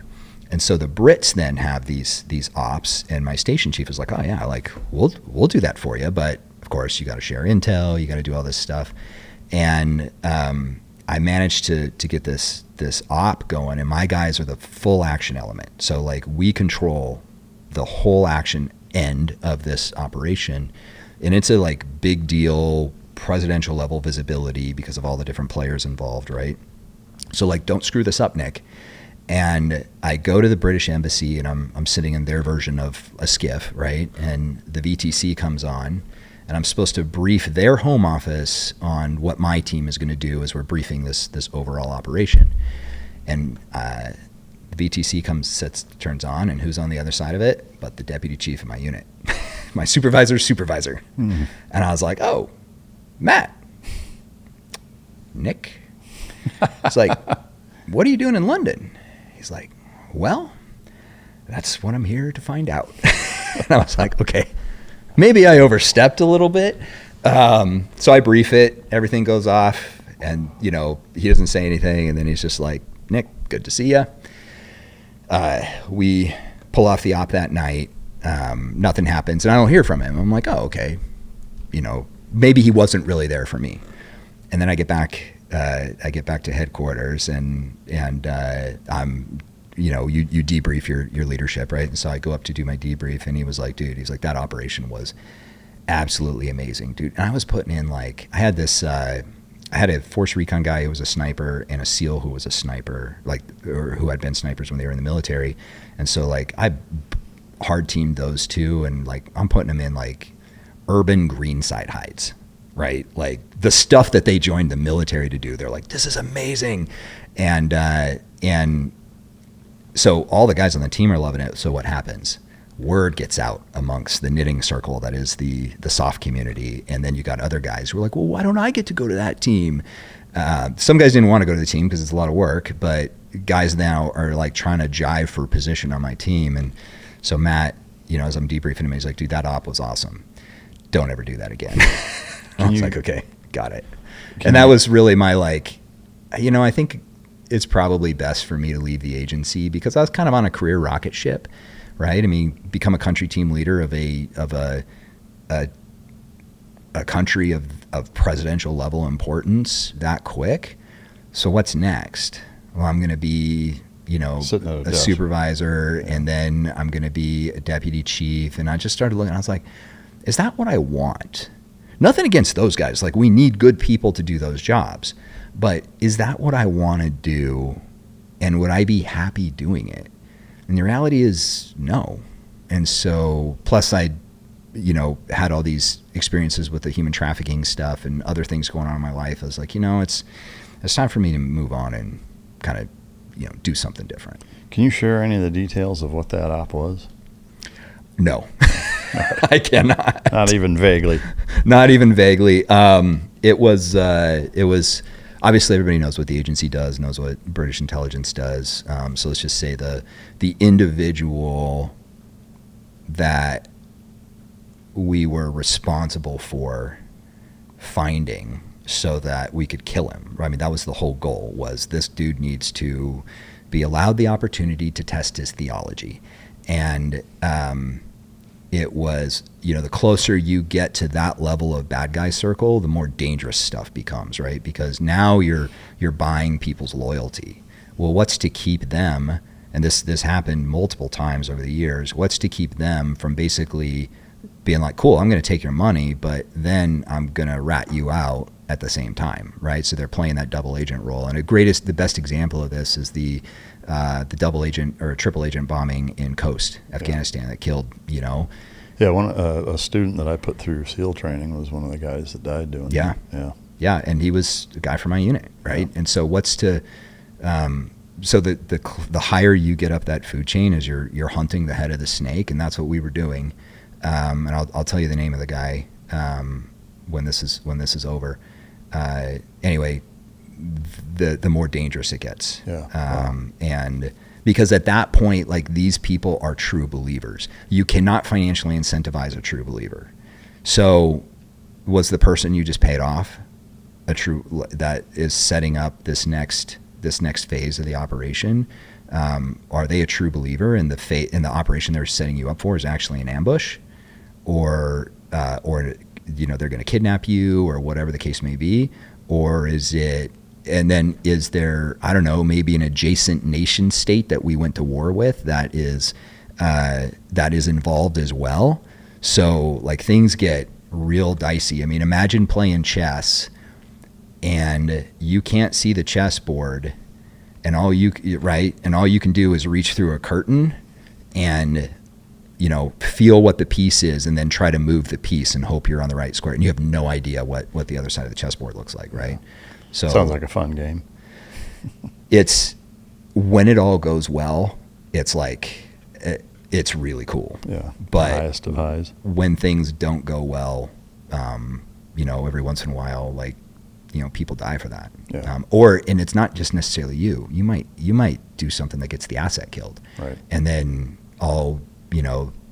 anybody gets back is a recording of this guy's family being tortured, and that's on you, right? So, So you mentioned at a certain point or points in your trips to Afghanistan that you were kind of exposed to or introduced, if that's how you could even frame it, to child sex trafficking in a different way than I think most Americans. I mean, everybody obviously knows what it is and has known for years, but I think most people's understanding or what they think it is versus what it actually is a lot different. But I'm curious, can you kind of walk us through I hate to keep using the word light switch or catalyst, sure. But just the uncovering of it in such a way that it made you say, man, I want to actually do something to help combat this, and how you got into the position of being with DeliverFund now. Yeah, there were two moments that really stick out. One is I was the team leader for my unit in Helmand province, and working very closely with a TFO counterpart. And that was kind of the whole purpose of my unit, was where the agency meets the military, we are the bridge, right? Especially in those kinds of environments. And in environments where there's not a military there, we then essentially are that piece.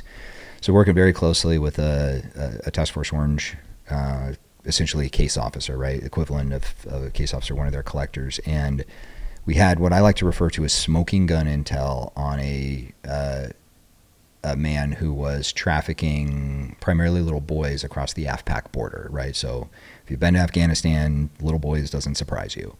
And there was a number of different reasons why, obviously, but then this one specifically related to a boy who was used to test a bomb. And so this TFO case officer comes out of the meeting, and he's telling me about this, and he's like, oh man, we're going to freaking crush this guy.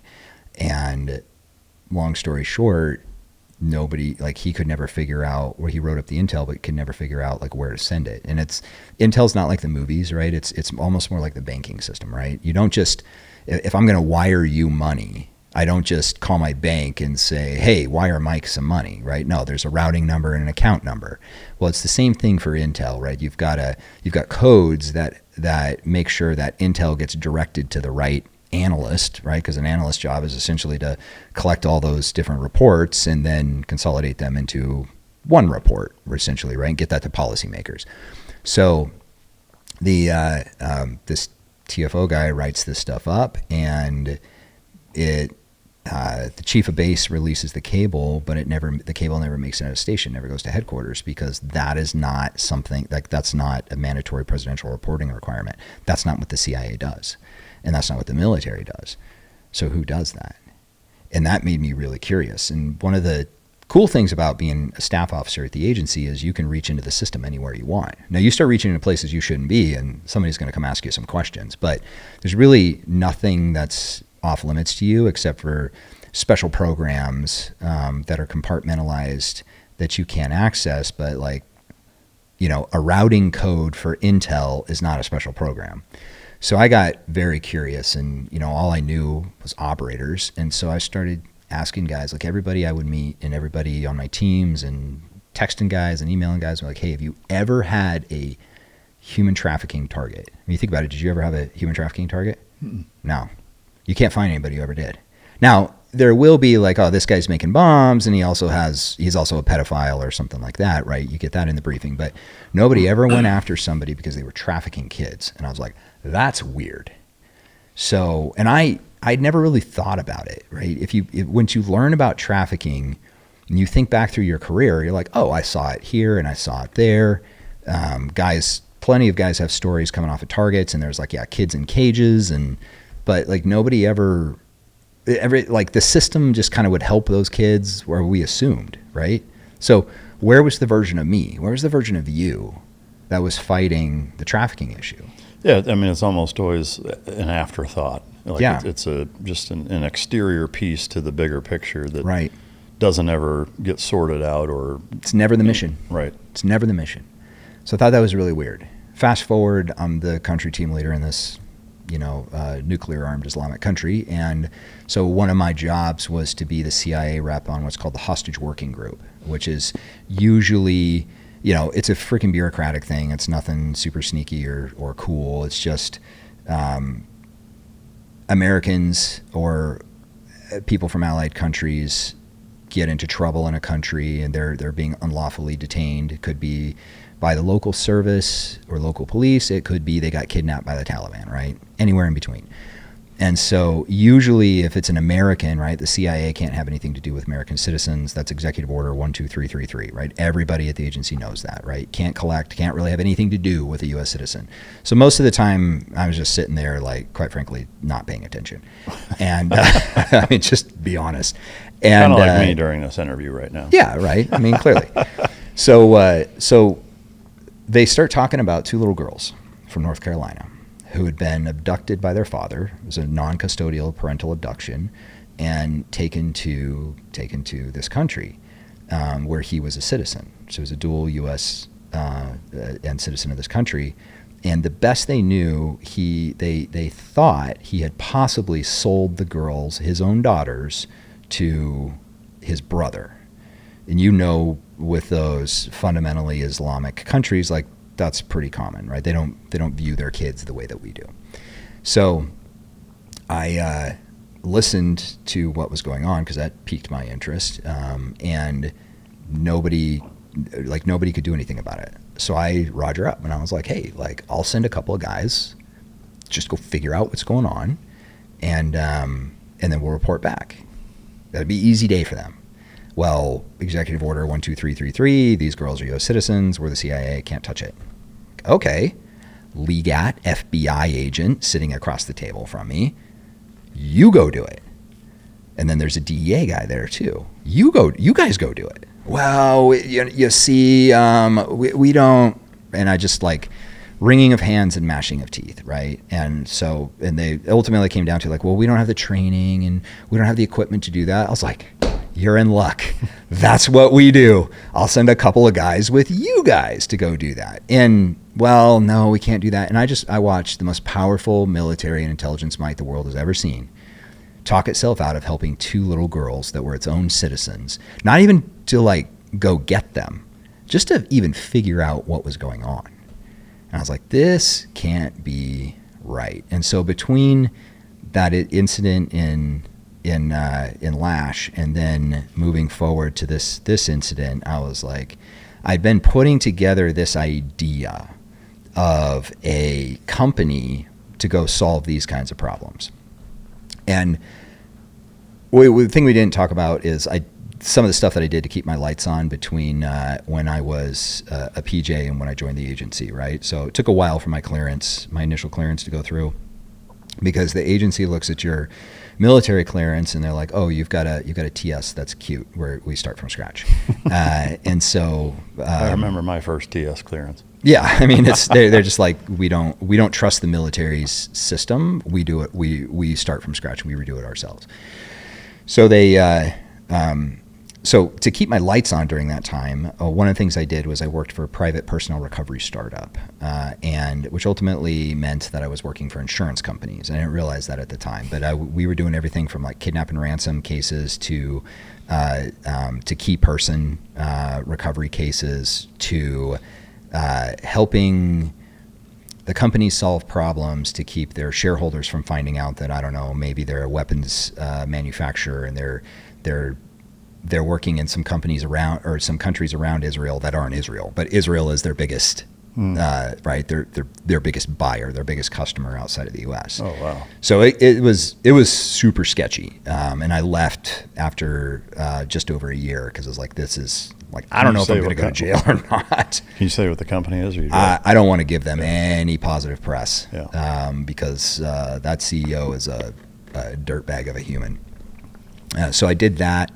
And same thing, U.S. citizens getting into trouble, sometimes of their own making, sometimes of just wrong place, wrong time. And the support from the government was near zero.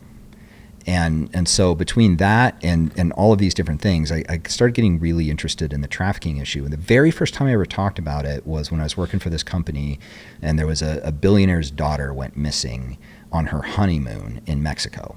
Which, why a billionaire let his daughter go on her honeymoon in Mexico? It's a whole other conversation about bad decisions, right? But he did, and she went missing. And so I was talking to the FBI rep at the Personnel Recovery Center, and he was like, oh, it sounds like she might have been trafficked. And I was like, but that doesn't happen to Americans, right? So in my mind, this was all an over there issue. And I'm a big nerd, and so I started reading every book I could find on trafficking. I'd taken a class on trafficking in undergrad, and so I'd actually emailed that professor, and ultimately I learned dollar for dollar the largest human trafficking market in the world is the United States of America. We're the largest consumer of child pornography. We're the largest consumer of commercial sex services. I mean, so like all the bad stuff, we're number one when it comes to that. And I just was like, man, someone's got to do something. And so I looked at a number of different models. I'm a relatively intelligent guy, but I read constantly. And I'm the kind of guy who will go read like peer-reviewed studies. And ultimately I figured out that there probably wasn't a for-profit model that would work because the incentives were misaligned. So Charlie Munger said that show me an incentive and I'll show you an outcome, right? Warren Buffett's investing partner. And I was a big student of his, right? I've kind of read everything that he put out. And what I figured out on the child trafficking issue is ultimately it was smartphones and the internet that created the explosion in the human trafficking market in westernized countries, specifically in America. And it can actually be traced to 2013, and we can get into why. So I figured that, okay, what is the incentive? Like, why would, if Facebook or Instagram didn't exist, right? But if these companies are essentially algorithmically facilitating child trafficking, you would think that if you were the CEO of the company, would say, oh my gosh, we'll shut down the company if we have to make this stop. That's why you'll never be a billionaire. That's why I will never be a billionaire, because we're unwilling to look the other way and say, like, this is just the cost of doing business. This is collateral damage, right? Now, do I think Mark Zuckerberg gets up every day and says, how can I help facilitate trafficking of children? No, I don't. But do I think he's fully aware of what's happening and he realizes the damage to his P&L if he were, right, in his profits overall, if he were to get to the bottom of this issue and what that would do to the stock price, which is where his personal net worth is? Yes, I fully think he does. I mean, do you think that that's absolutely the case? That if he did say, I'm taking a stand, I don't care what it takes, we're going to do our absolute best and exhaust every resource to combat this thing, that it actually would do that? I could see it denting it at first just because it's a huge change and markets don't like uncertainty in that way. But do you think in the long run it would actually do that?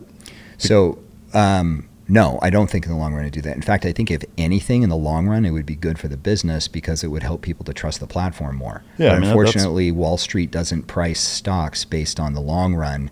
They price them based on the last quarterly report. Yeah. So to me, there's kind of two sides to this coin from my perspective hearing this. There's the obvious hands-on combating that you and your group and some other groups tackle. Well, we don't do any hands-on. Well, I guess I just mean the advising part. The intel. I mean, I understand how you guys employ it, but I mean, like from the 30,000-foot view, is that there's the actions on kind of combating it at the micro level. To me, the thing that you don't hear talked about as much as I think maybe it should be is where does the demand come from? And more importantly, in that billionaire policymaker upper echelons of the government, why are they so quiet? And I know there's a lot of internet theories and comments in in comment sections or on posts or whatever, whether it's, Twitter or Instagram or whatever. But at a certain point, like just through basic deductive reasoning, you kind of can't come to any other conclusion that it's heavily tied into the elite base of the planet, right? I mean, almost like the Price is Right Plinko game. It's like at a certain point, it all goes down into this, like, with everything that everybody knows at this point, like the proof is pretty significant and irrefutable. Why is it still a problem? Why have the Epstein files not been released, or why has not a single person been arrested that's in them? So let's take that in reverse. Let's take that third question first and work our way through. So on the policy side, I think the answer is extremely simple. Look who's in the Epstein files. Do you think that Matt Gaetz, who openly admitted to something along the lines of commercial sex with, right, so we'll just say commercial sex related, right? We'll try not to get you sued. I'm not saying it. So do you think that when he was in Congress and a human trafficking bill would come across, right, that's associated with the commercial sex sector? Because that's what we're talking about here. Like anybody who thinks that, and this is going to be very confronting to some of the people listening to this, but I don't care. If you think that you're engaging in the pornography industry and you are not directly facilitating child trafficking, you are being foolish, right? I'm not saying that somebody is watching child sexual abuse material, but if they are involved in the pornography industry, they are feeding money into the very thing that makes that industry work. If somebody thinks that, I'm just going to get a prostitute for a night. Well, if you've done that, more than a few times, high probability, we're talking like greater than 80% probability that you actually paid a human trafficker to abuse, to rape a victim of human trafficking. Like that is, that the research is so clear on that. And I know people have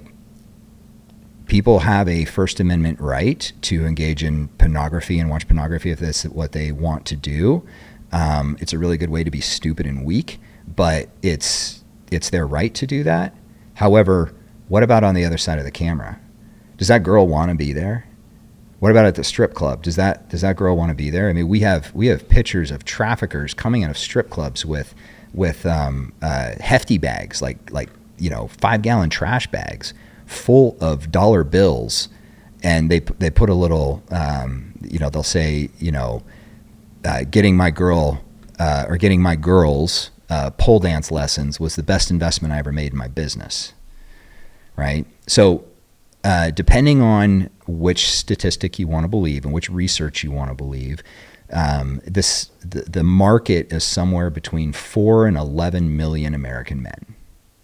So as a percentage of the population, it's actually not that high of a percentage. But you really don't have to have that high of a percentage to drive an entire market, right? If you had 4 million customers for, your business, would you be doing pretty well? No, right? God, yes. Yeah. So this doesn't have to be everybody. It's again, it's roughly 9% of American men engage in the commercial sex world, and I think it's 2% do on a regular basis, or close to 2%, right? So it doesn't require a lot. And to your point, this isn't even specific to underage. It's just no. This is just commercial sex trafficking as we can measure it, right? So when you get into the underage, what's called commercial sexual abuse or child sexual abuse material, CSAM, right? People refer to it as child pornography. We really try not to do that because pornography is illegal. There's no. So do you understand how child pornography is not real, because that literally cannot exist, right? So the commercial or the child sexual abuse material, that pedophilia stuff, that's not an economics market, right? Most of those people are engaging in that for their own personal gratification, and they're trading videos and photos and stuff like baseball cards, right? And so the currency is, you've got these videos, I've got these videos, let's trade.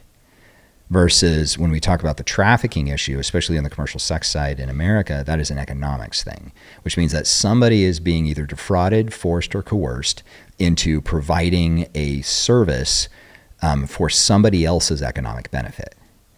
And where the problem is that those two are essentially connected, though.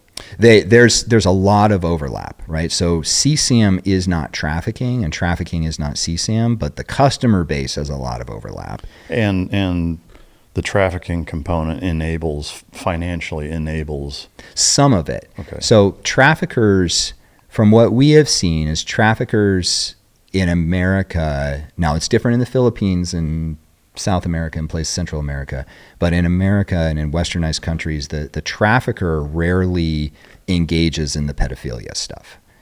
Those aren't as connected as they are in, say, Thailand, the Philippines, Cambodia, places like that, right? In the developing world, those are much, much closer. Like the Venn diagram is almost a circle. Okay. Here, there's some overlap, but it's not as big. So going back to the policy problem is that there's too many people in our upper echelons of government that are part of that network that they're never going to. Look at the two loudest voices in Congress, Nancy Mace and I can't remember his name, Massey, right? Look what happened to them. They got primaried by my party, right? Why? Because they were the biggest and loudest voices on the Epstein files, and then Nancy Mace specifically, not only on the Epstein files, but on the shall we just say the sexual impropriety that happens and the victimization that happens with members of Congress. And they got primaried. They got primaried out. You would think an administration would say, you know what, we're with you on this. In fact, we're going to go campaign for you because we need more people like you in Congress. And what did they do? Primaried them. Got them out. Remove them from the chessboard. So when you look at the names in the Epstein files, you look at, Rodriguez in, the San Antonio, I think, or Houston, the Texas congressman who just had to resign. I can't remember where exactly. I mean, look at all of the unwanted sexual advances that our political leaders just routinely get dismissed from, or have to step down to spend more time with their family or whatever it is. I mean, it happens constantly to the point that we're just numb to it anymore. Like we're like, oh, of course it did. So now couple that with the fact that kids don't vote, and couple that with the fact that the major majority of these victims, while this is changing, this is hitting middle class and wealthy America, especially with boys, very quickly. But traditionally, your victims are under-supervised kids from socioeconomically depressed areas. So that could be, a poor white kid in Appalachia. It could be a poor black girl in, inner city Chicago. But it's predominantly, it was predominantly happening to kids whose parents didn't have a whole lot of power. And we have proxies for this. So if you look back to the war on drugs, right, Nancy Reagan and all that, was it that kids weren't dying of overdoses before the war on drugs? No. It's just it was primarily happening to the poor. When it started hitting, middle class white girls, what did we get? The DEA and a war on drugs. And so that, I think, is also one of the problems, is that the communities that this primarily affects, even though this is changing rapidly, but the communities that this primarily affects have been the socioeconomically disenfranchised, and they haven't had a voice. And it's changing rapidly primarily because of the smartphone, yes? Not just because of the smartphone, but specifically because of gaming platforms. So you look at, one of the best examples I like to use is Roblox, right? So Roblox their CEO, I think, is like straight up evil. Like when you look at the things that he has said. And Chris Hansen just did a big documentary on the abuses in Roblox. Those things are people can go watch that if they want, but I'll read some stuff here that will blow your mind. So this is just an example of what happens in so many different platforms, right? So Roblox is, we know it as a kid's game, but it's not. It's essentially a metaverse. It's almost like social media, right? So, the CEO, David Baszucki, was on a podcast called the Hard Fork Podcast, right? Something the New York Times runs. And he said, so this was in November of last year, right? November 2025 interview. He said, he was very specifically asked about the predator problem on Roblox, right? So Roblox has the major majority of its users are under the age of 13. I think the number is 60%, right? So he knows who these users are. And they asked him about the predator problem. If I asked you, if you were the CEO and asked you about the predator problem, one, there probably would be no predator problem because you would use your billions of dollars to go hire some boys to go get rid of the freaking predator problem, right? Wood chippers in the ocean kind of thing. But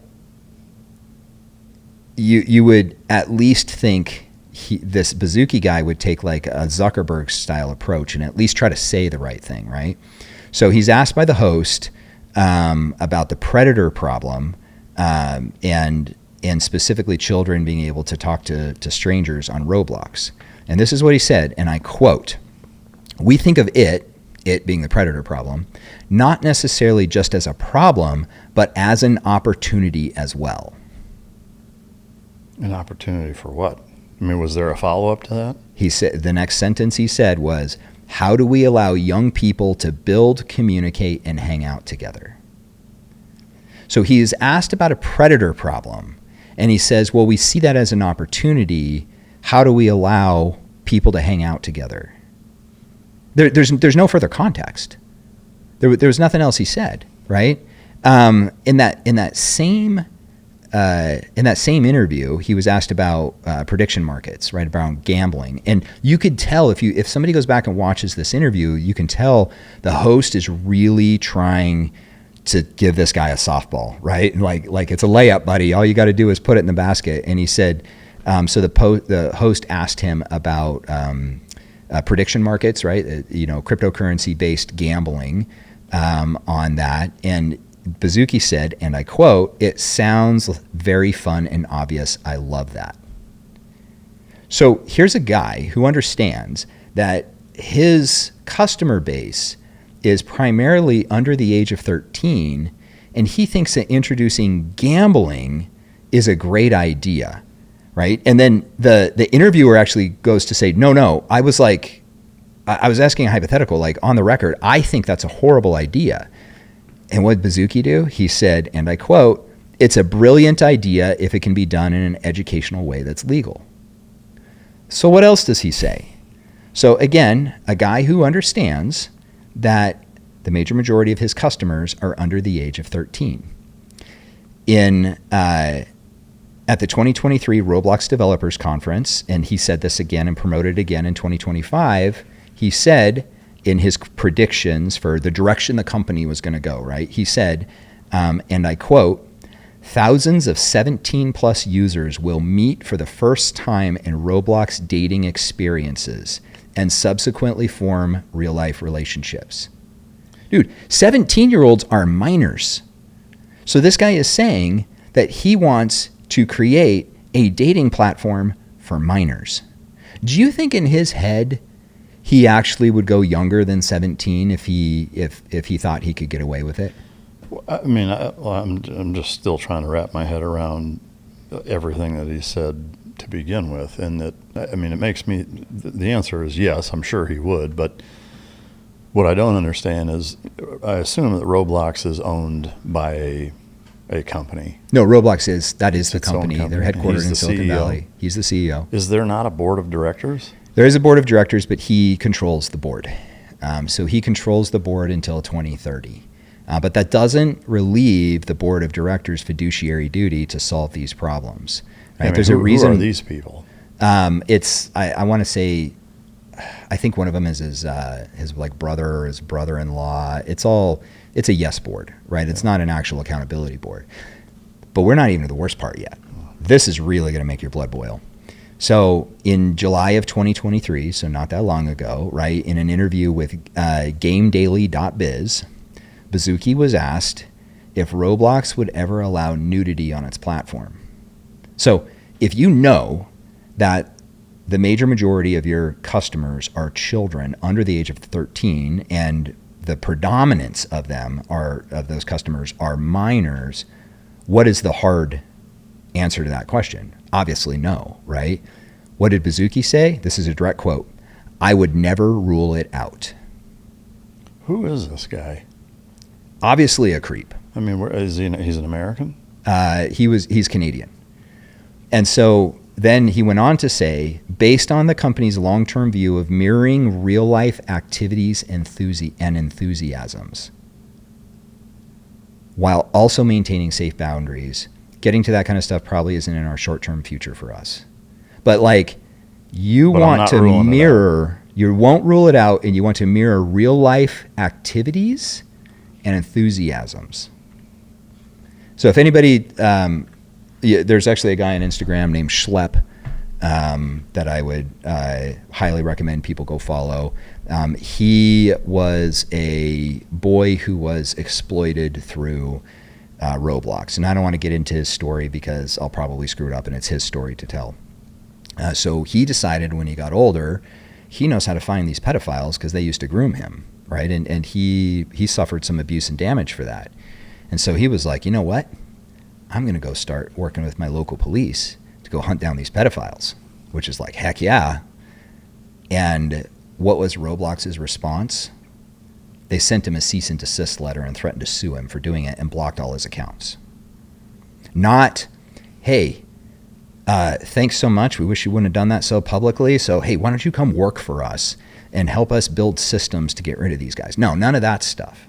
Instead, it was just you took paying customers away from our platform, and we're not going to stand for that. Do you know how many account holders or users are on Roblox? Billions. It is a extremely popular game for kids, right? Or metaverse for kids globally. And is it safe to say or assume that there are a number of other gaming platforms yes, that also have the same problem? Not as bad. Right. Roblox is hands down the worst. Matt Kaufman, their chief of safety, who I believe has an insane amount of economic incentive to keep Roblox going. I believe he's a significant shareholder. You can tell that Roblox no longer allows Bazooki to do interviews. I should have him sit in this chair. I highly doubt he'd do it. He wouldn't have the courage to do it. But if you look at what Roblox has done, they tried trotting him out on a PR thing because they're being sued by multiple state AGs. They have many civil lawsuits, like private civil lawsuits going on, all for kids who were abused. And it's not a question of whether or not they were abused. It's demonstrated fact. And so Roblox, instead of trying to get to the bottom of all those, maybe settle some lawsuits, try to help figure out what happened to those kids so they can make their system better, instead they're just fighting them tooth and nail. And so they're essentially all taking the same milquetoast meta position of bottom line drives everything, and doing any of this is only going to hurt the shareholder / profitability of the company, and so they're just not interested in doing it. Yes, in fact, I think it's even worse because at least with Meta, right? Meta has many other revenue streams, and they don't have a revenue stream really from the users, so to speak, right? Roblox, their revenue is directly from the users, right? So they're not advertising to you the way that Instagram is, right? Or Facebook or whatever. They are like their number of daily active users is what directly correlates with their stock price, right? And their price to sales multiple is huge. So they're essentially, Wall Street is pricing them as a growth story. I completely disagree with that. Well, I mean, even just from a trader perspective, they're not properly pricing in the liability arbitrage that is happening with the company, with all these lawsuits and things. And so that's the first is like we have these policymakers that are in on it. And that is that's not conspiracy theory. That is a statement of fact. You can do everything from look who's in the Epstein files to look at, like, it's very clear. It is improbable and illogical to think that Epstein actually killed himself. Like, anybody who still thinks that is either has their head in the sand or is just not paying attention. You look at the way that these CEOs of these companies, that they're facilitating through their algorithms this trafficking, and you start to see this perfect storm for how we got here, right? Now at a large customer base. And the way I like to put it is, so between 2010 and 2015, the National Center for Missing and Exploited Children had an 846% increase in child trafficking. A lot of people have cited that statistic. It comes from the National Center for Missing and Exploited Children. It's a statement of fact. The question is why? Well, in 2013, there were a number of telcos. It actually started with Verizon, but then AT&T had the biggest one. It was called the Next program. So iPhones and smartphones used to be luxury items, right? They were expensive. Only a few people could afford them, and the people who could afford them sure as heck weren't giving them to their kids, right? And remember, they were real fragile. Yeah. A lot of people listening to this probably don't remember that time, but we do. And so the telco companies said, okay, we need to get these more into the hands of people, so we're going to start financing the phone into the monthly cell phone service payment with no credit check. And in 2013, if you look at smartphone adoption rates in the market, in 2013, you see this inflection in the market, right? This hockey stick where adoption rates just go up considerably. And you know who the biggest, once you took away the financial barrier, you know who the biggest adopters were? I assume minors. Minors, but specifically, the kids who were socioeconomically from depressed areas, because the digital divide was real. The middle class kids, they had internet at home. The poor kids didn't. So they got these smartphones where for $30 a month, now they have access to the internet. So that group, which is the one that is primarily susceptible to trafficking, suddenly has access to it. A better way to look at it was, and those predators were always there, right? I don't think we've probably had an increase in the size of the predator community. It's that the smartphone and the availability to it has connected the predator to the prey, essentially, at astronomically high levels. Yeah. So the forest was always a tinderbox. We just came along and started handing out free matches. Yeah. Wow. Right. And we connect, and that is what led to the problem we have now. And so can you do like a Reader's Digest version for parents of minors with smartphones or unfettered access to the internet, what that process looks like in terms of on Roblox or any of these platforms of how their children are being targeted so they would know what to look for? You've got kids. Yeah. Daughters. Yeah, they're both, I mean, at this point, I feel like thankfully they made it through. Yeah, right? they're not minors anymore, So. Did either of your daughters ever want to wear some age-inappropriate clothing outside of the house that you wouldn't let them? Not really. Maybe a little too young. Yeah, I mean, not for them, honestly, not really. Not really? Yeah. You're very lucky. Many people, right, daughter wants to wear the skirt that's a little too short, right? Something like that. Dad says no. And in our age, what would happen? My sisters would go to their room and they would listen to the Cranberries and they would write angsty teenage girl things in their journals, and that was the end of it, right? Yeah. Today, the girl goes and gets the smartphone that her dad doesn't even know that she has, gets on the neighbor's Wi-Fi because the neighbor sister gave her the passcode, and makes a TikTok video saying she's mad at her dad. And that trafficker slides into her DMs and says, oh, that's just because you're so pretty. Your dad's just trying to keep you from growing up because he wants you to be his little girl. You shouldn't have to take that, and starts whispering all the sweet nothings that she wants to hear, right? And if she's not raised in a Christian household, then he, right, and even if she is, but he starts to tell her all the things that it's easy to manipulate her, and he starts to fill that God-sized hole in her heart. Or at least she thinks he is. And then after a period of sometimes days, weeks, months, he'll groom her. And this goes one of two ways. Either he grooms her and he's a trafficker and he's trying to get her to meet up with him. She meets up with him, gets in the car. She essentially participates in her own abduction, right? I'll tell you a story about that in a minute.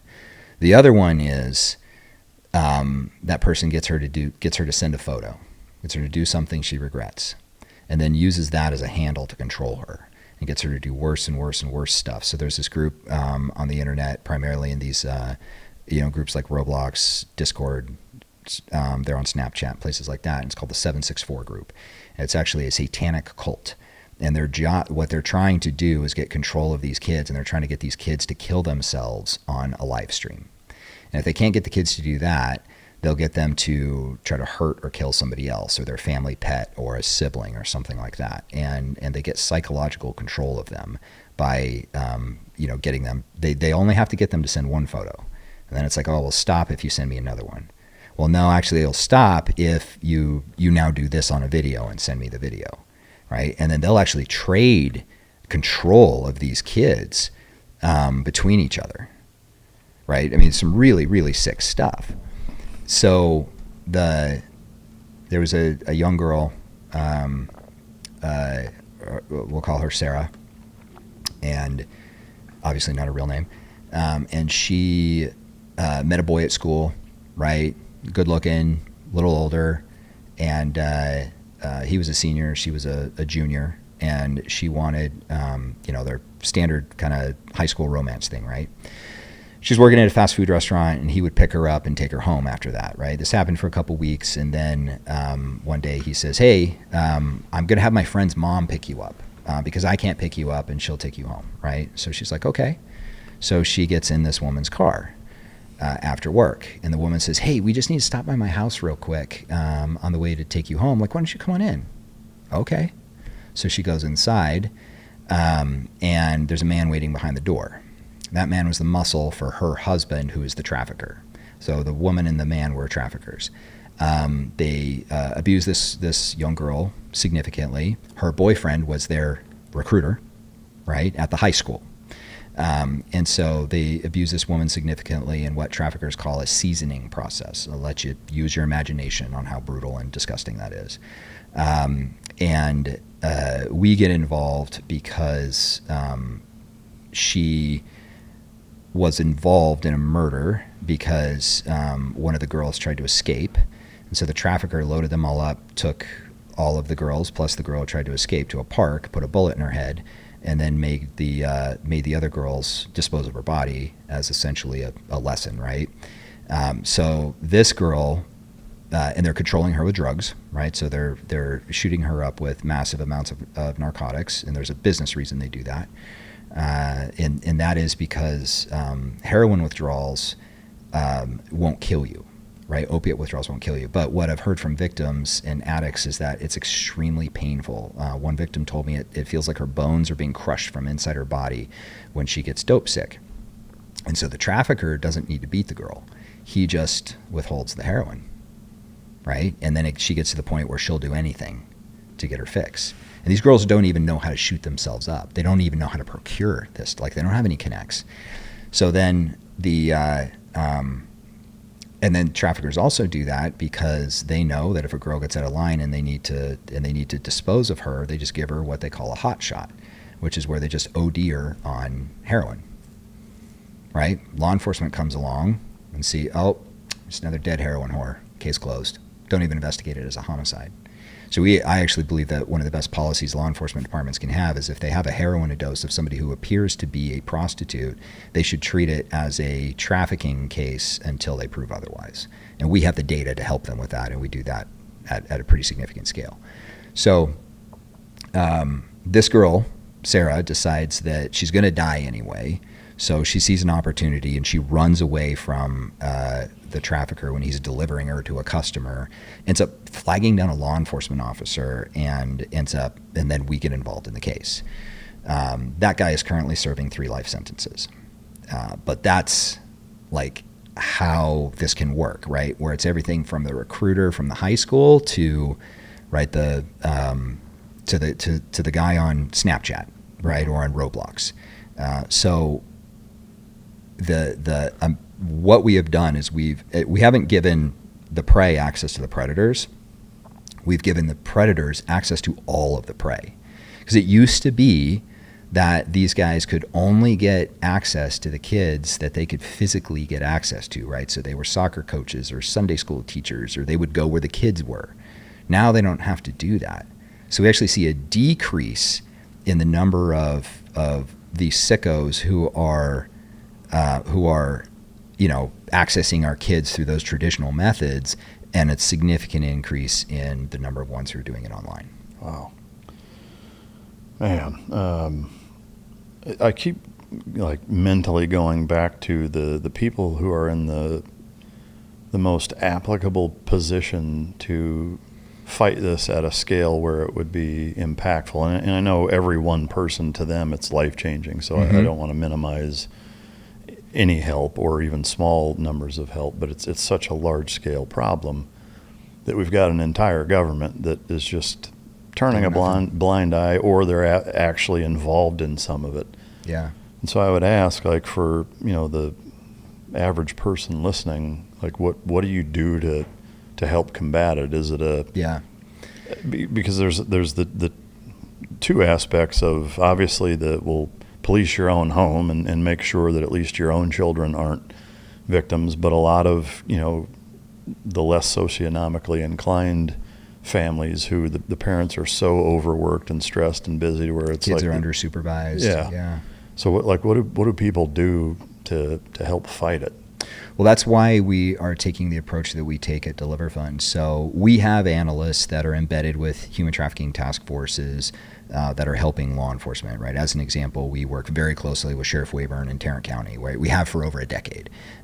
We've got them all over the country, but that's not a scalable solution to the problem, right? That's still onesies and twosies.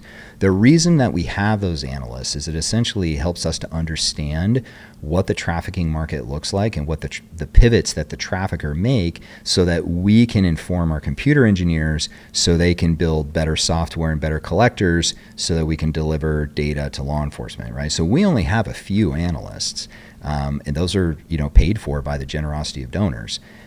However, we're distributing data through either our own platforms or third parties to over 9,000 law enforcement officers across the United States for free. Wow. Because the issue here is one of funding, right? So Congress just got a bill through to provide funding for Homeland Security to have more investigators on the CSAM side, right? Well, the average tenure for an investigator investigating CSAM is 8 months. So I don't care if you got $100 million for people to fight CSAM in law enforcement. Where are you going to get the talent? How are you going to keep all that vicarious trauma issues from absolutely destroying the marriages, the family relationships of those investigators? Because you think we saw some stuff?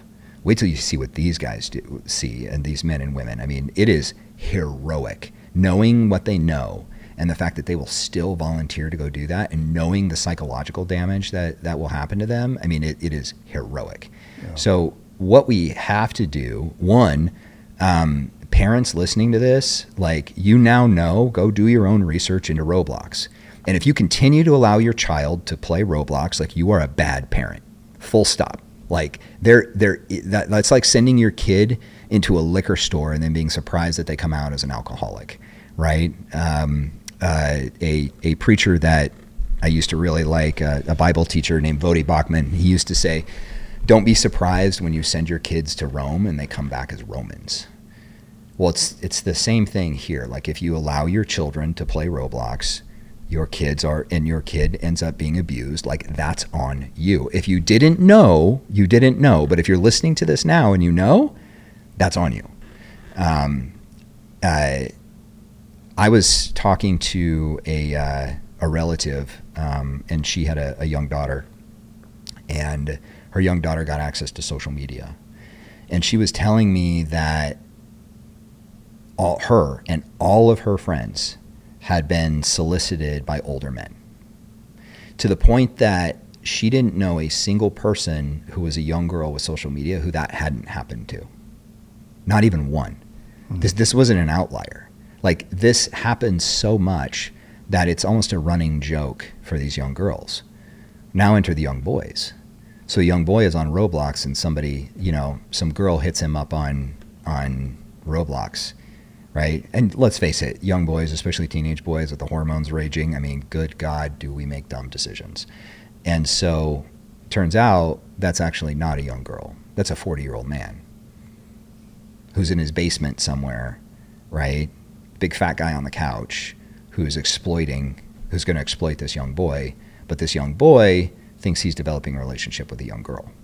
So that anonymity factor that the internet provides, that these gaming platforms, that these social media platforms provide, that anonymity factor is the problem. There's a reason why we don't allow children to drink alcohol, because it's psychologically damaging, right? And they don't have the maturity to understand where the line is. This is the same reason we don't allow children to have tobacco. There's a reason why we don't allow children to walk into one of those like sex shops or to buy pornography from a gas station, why we keep it wrapped in plastic behind the counter. Like we do all of those things. And we can all agree those are good things that we do for the protection of our children. Then why do we allow children on these platforms that have no safety at all built into them? And they'll tell you they do. But if that's true, then why do we continue to have more and more children abused, more and more children trafficked every single year? Do you think that there's a policy that could be introduced and implemented that would largely curb that because I know we've talked about the First Amendment. Mm-hmm. You don't want to trample that, and it's a slippery slope the same way the Second Amendment is, or any of them for that matter. Right. Have you guys, from a data-driven policy standpoint, developed kind of a protocol that could be introduced? Yes. What does that look like? So one of the nice things at DeliverFund, we have more data on on the commercial sex trafficking market than anybody in the world. We collect insane amounts of data, multiple high-performance supercomputers, crunching through this data. We build our own AI, we build our own ML. One of my for-profit companies subsidizes that considerably because my company, 10 Point Data, we build custom data sets and custom AI algorithms. So think of us like a Palantir, but for small to medium businesses, ministries, nonprofits, things like that, right? So my opinions on what we can do are not based on my opinions, they're based on verifiable data. And one of the very first things we could do is close what's called the burner phone loophole. So when you walked out of AT&T or Verizon or T-Mobile, wherever you got your phone, they knew exactly who you were. Right, and they did that. What they do is they run a credit check on you, so they can verify that you're a real human. They get all your information. That all gets populated through a credit check. Right, it's not to see whether or not you can really actually pay your phone bill. That's just the way they authenticate you. You could go to the App Store right now, and there's a number of apps you could download. And I don't want to say which ones they are because I don't want to give them, I don't want to give them any free marketing. And you could have 50 phone numbers, burner phone numbers, going to your device in the next 10 minutes, and it'll cost you about $50. It used to be that only nation states could do that. Law enforcement could do that. Now, anybody with a couple of dollars can get a phone number that they can use for a little while, a couple of days, a couple of hours even, and then roll that phone number to another phone number. So closing that loophole, right? And I already hear that people are like, oh, I have a right to privacy. You're absolutely right. You do have a right to privacy. Do you have a license plate on your truck? I assume you drive a truck. Yeah, you're right. And yes, I do. Yeah, you have a license plate, right. Does your license plate give you privacy? Yes. But does it give you anonymity? No. And that's the issue. The traffickers exploit the anonymity loophole. And so this isn't even a physical burner phone. This is a digital burner digital number phone. And so that's not at all traceable. Like, can law enforcement not trace a burner phone number app to the actual host phone that it's on? At the highest national security levels, they can. Your local county sheriff cannot. Oh, so you Right. would need like subpoena or wiretapping power. No, so even if you subpoena, so what happens is, so one of the companies that provides these phone numbers is called bandwidth.com, right? So bandwidth.com will lease a phone number to an industry, right? An enterprise, right? Zoom, right? Those numbers that you call in, right? Or Uber or whatever, right? But they'll also lease them to companies that are going to sell them directly to customers. So they'll lease the number. And then that number, right, and that's part of the North American numbering block that's assigned to them from the FCC. So they have responsibility for it. They can say, oh, you know, we don't have responsibility. You can delegate authority, but not responsibility. So they'll lease that number to another company, right? And then that company will lease that number to, say, another company, or let's say an app developer in this case. And so law enforcement sees that number come in, and they're like, oh, it attributes to bandwidth.com, and they send it to bandwidth.com. Bandwidth.com sends the subpoena back and says, hey, we don't know. We leased that number to this company. And so then the law enforcement officer now sends another subpoena to that company. And then that company says, oh, hey, we don't know. We leased it to this app developer. And then the app developer is in China, gets it, and the app developer is in China, or the app developer is in Belarus, or the app developer is in Austin. And the app developer says, oh, we don't know that phone number. We don't know who had the phone number back then. That phone number is rolled through 3 different people since then. Yeah. Right. And so, and that period of time has taken 3 months. Wow. And so the law enforcement officer has no ability, right, at the level that trafficking is fought. Now, if this is terrorism, this would be different. Well, yeah, I was just going to say, so essentially, unless it's a high level terrorism thing, you're not going to find who that belongs to, basically. Right. And we see it all the time. In fact, I was talking to a prosecutor the other day, and she said, and I said, hey, you know, we're working on closing this burner phone loophole. What do you think about it? You know, and you know, it's like companies like bandwidth.com, and she goes, oh God, I hate that company. Right. So like these are companies who, like, their technology is directly facilitating child trafficking. And I can say that right here on camera on a microphone, and they can't sue me for it because I have the proof. Plus, I have sent them emails over and over and over. One of them, the CEO won't even respond. Maybe 2 of them.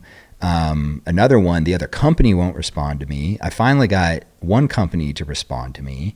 But even then, they're not really doing on the issue what they could, right? And then they came back to me and tried to attack me, and they were like, oh, well, we work with the FBI. I was like, well, you idiots. The FBI is not the lead proponent for child trafficking. So you just told me how little you know about this because you're not even working with the right people. It's Homeland Security that's doing this work. Why wouldn't the FBI have a branch dedicated to that? Is it a manpower thing? They don't have enough funding. So Homeland Security does the predominance of the heavy lifting, right? And I'm not trying to take away from the FBI. There are FBI officers who are doing, or FBI agents who are doing trafficking, doing internet crimes against children. Like, there are. It's just that tends to fall under Homeland Security's umbrella now, right? So this is nothing against the FBI. But why don't we have I got a great example. Like, we have a drug enforcement administration. 90% of drugs are legal, right? Cocaine is a legal drug that's used by ophthalmologists. And I think they use it to, like, numb the retina of the eye before, like, eye surgery or something like that, right? So 90% of drugs are legal, yet we spend double-digit billions of dollars a year fighting the war on drugs. How's that going, by the way? Right? We have a Bureau of Alcohol, Tobacco, and Firearms, right? You probably have all 3 of those within arm's reach right now, right? Well, I mean, we're in Texas. Yeah, not alcohol, but tobacco and fire. Well, I don't know what's in that Gatorade there. Yeah. Nothing bad. Actually, not tobacco either, but nicotine, not tobacco. Sure. But we have a Bureau of Alcohol, Tobacco, and Firearms. All 3 of those are legal. One of them is constitutionally protected. Yet we're spending billions of dollars a year fighting what is the illicit sale of those legal commodities. 100% of human slavery is illegal per the 13th Amendment, and we don't have a single government agency that is dedicated to that issue. So why don't we abolish the ATF and call that the anti-trafficking force, right? Why don't we do something like that? Yeah. Well, the reason why is because why did we get the ATF in the first place? So we could make sure that people were paying their taxes on that alcohol and that tobacco, and right, and we could make sure we could regulate those firearms because we don't want our citizens to be too well armed. So when you look at the reasons why we don't have this, again, it comes back to the beginning, is like these are people without a lot of power. The government can't make money on it.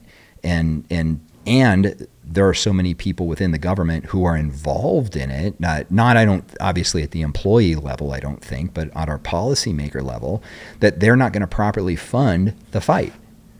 So they're also, like, from a regulation standpoint, they're not going to go out and put together all these regulations that we need in order to reduce this issue.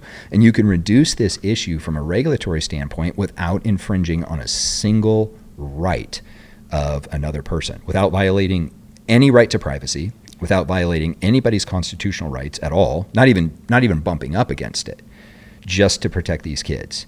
And the companies just won't do it. Wow.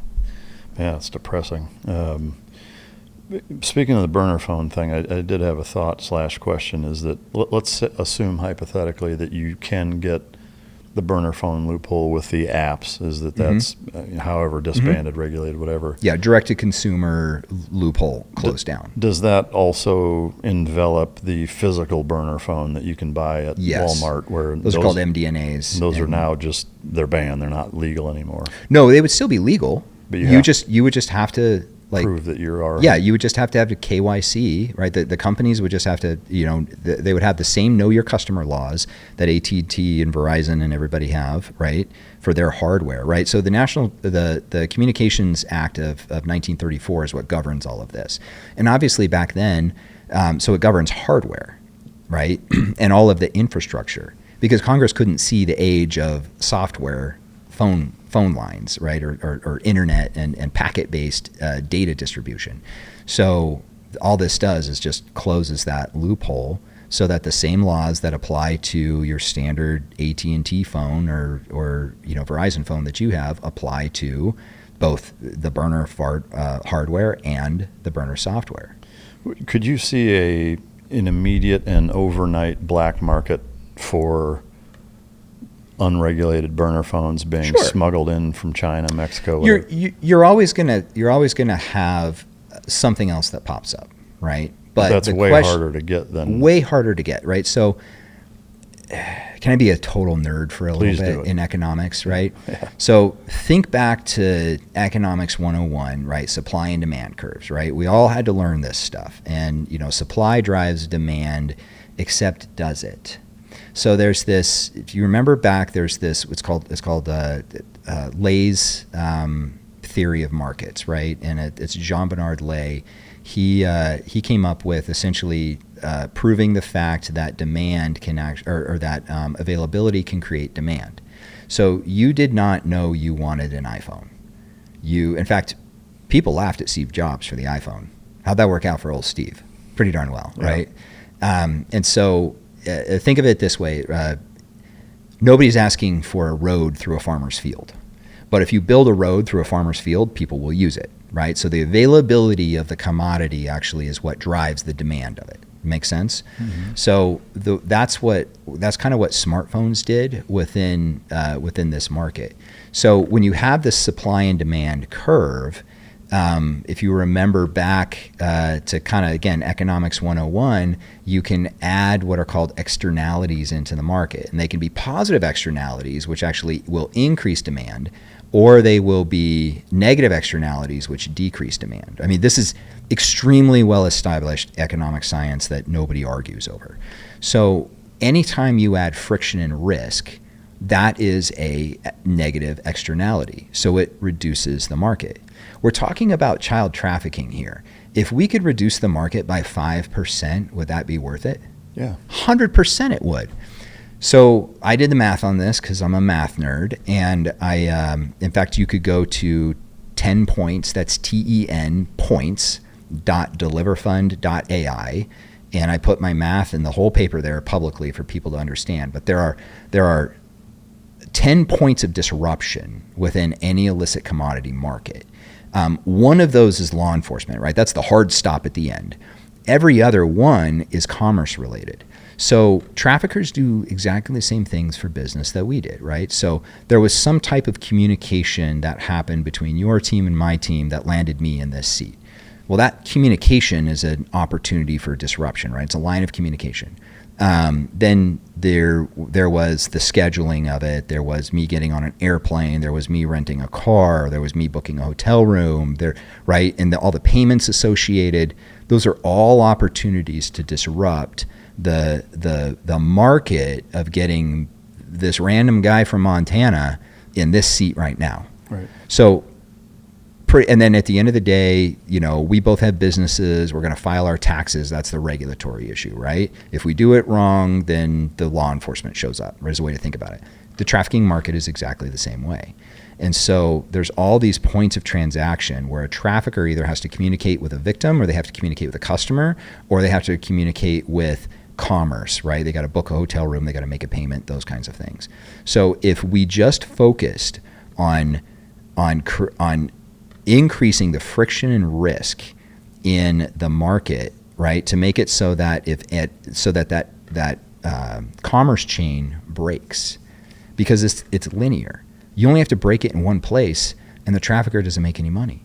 And traffickers aren't doing this for ideological reasons. They're doing it because they want to make money. Yeah. So we can introduce friction and risk to the point that doesn't affect anybody else and only affects them and people doing illegal things, and that then will actually decrease the demand, which is going to decrease the market size, which means that these traffickers are going to self-select out of the market.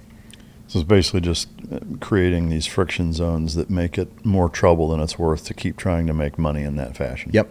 So we get rid of burner phones, and then all of a sudden there's a supply of burner phones that are coming over from China. Great. They're harder to get, more expensive. Yep. More risk. Also, you think that a phone from China lights up on the U.S. network and there aren't people who can see that? Yeah. Right? Yeah. So there's that piece, but then the other piece of it is that, like I hear all the time, people are like, oh, you'll just drive this to the dark web. Amazing. You know how to get on the dark web? Do you know how to get on the dark web? No. Exactly. Two educated professionals don't know how to get on the dark web. Ask people you know. Does anybody know how to get on the dark web? It's hard, and it's very hard from a mobile device. And that's where the major majority of this is happening. Yeah. I had another idea, and this is something I've actually pitched a number of times, including in the Unfuck America book. But because there's a certain element of kind of whack-a-mole, but I think you did a great job at summarizing that, yes, like there's, no matter what you do, there's a way around it, or a cat and mouse thing, but it's the more difficult you make it. To me, the other side that seems like most bang for your buck, and this is where I think policy-wise it's very doable. Whether or not you could get legislators to actually sign off on it is another story, and I apologize for the people who have heard me say this multiple times, but I'm going to say it again, is that I can certainly understand being able to limit that helps with that problem significantly. The other, I think, low-hanging fruit, if you will, is the access that kids have to be able to create accounts and sign in to, yes. Provided they get access to the internet, it's allowing underage children to sign up for Instagram, TikTok, Twitter, whatever. Yes. So to me, just like with a driver's license or alcohol or voting or joining the military or whatever, there's age restrictions. And to me, there's enough data, better than me and most people, I think, of the correlation between the dopamine and serotonin spikes that come from validation online in young kids' minds being as powerful as cocaine and heroin and things of that nature. And so why not do something as simple as making social media accounts tied to your driver's license number, Thank you. I didn't have to say it. You did. Yeah, or state ID even. If you you don't have a driver's license, at least wait until you're 16, because then to me, and I understand even the desire or argument for anonymity on social media. I'm not a fan of it, but even rearranging the algorithm in a way where you can only interact with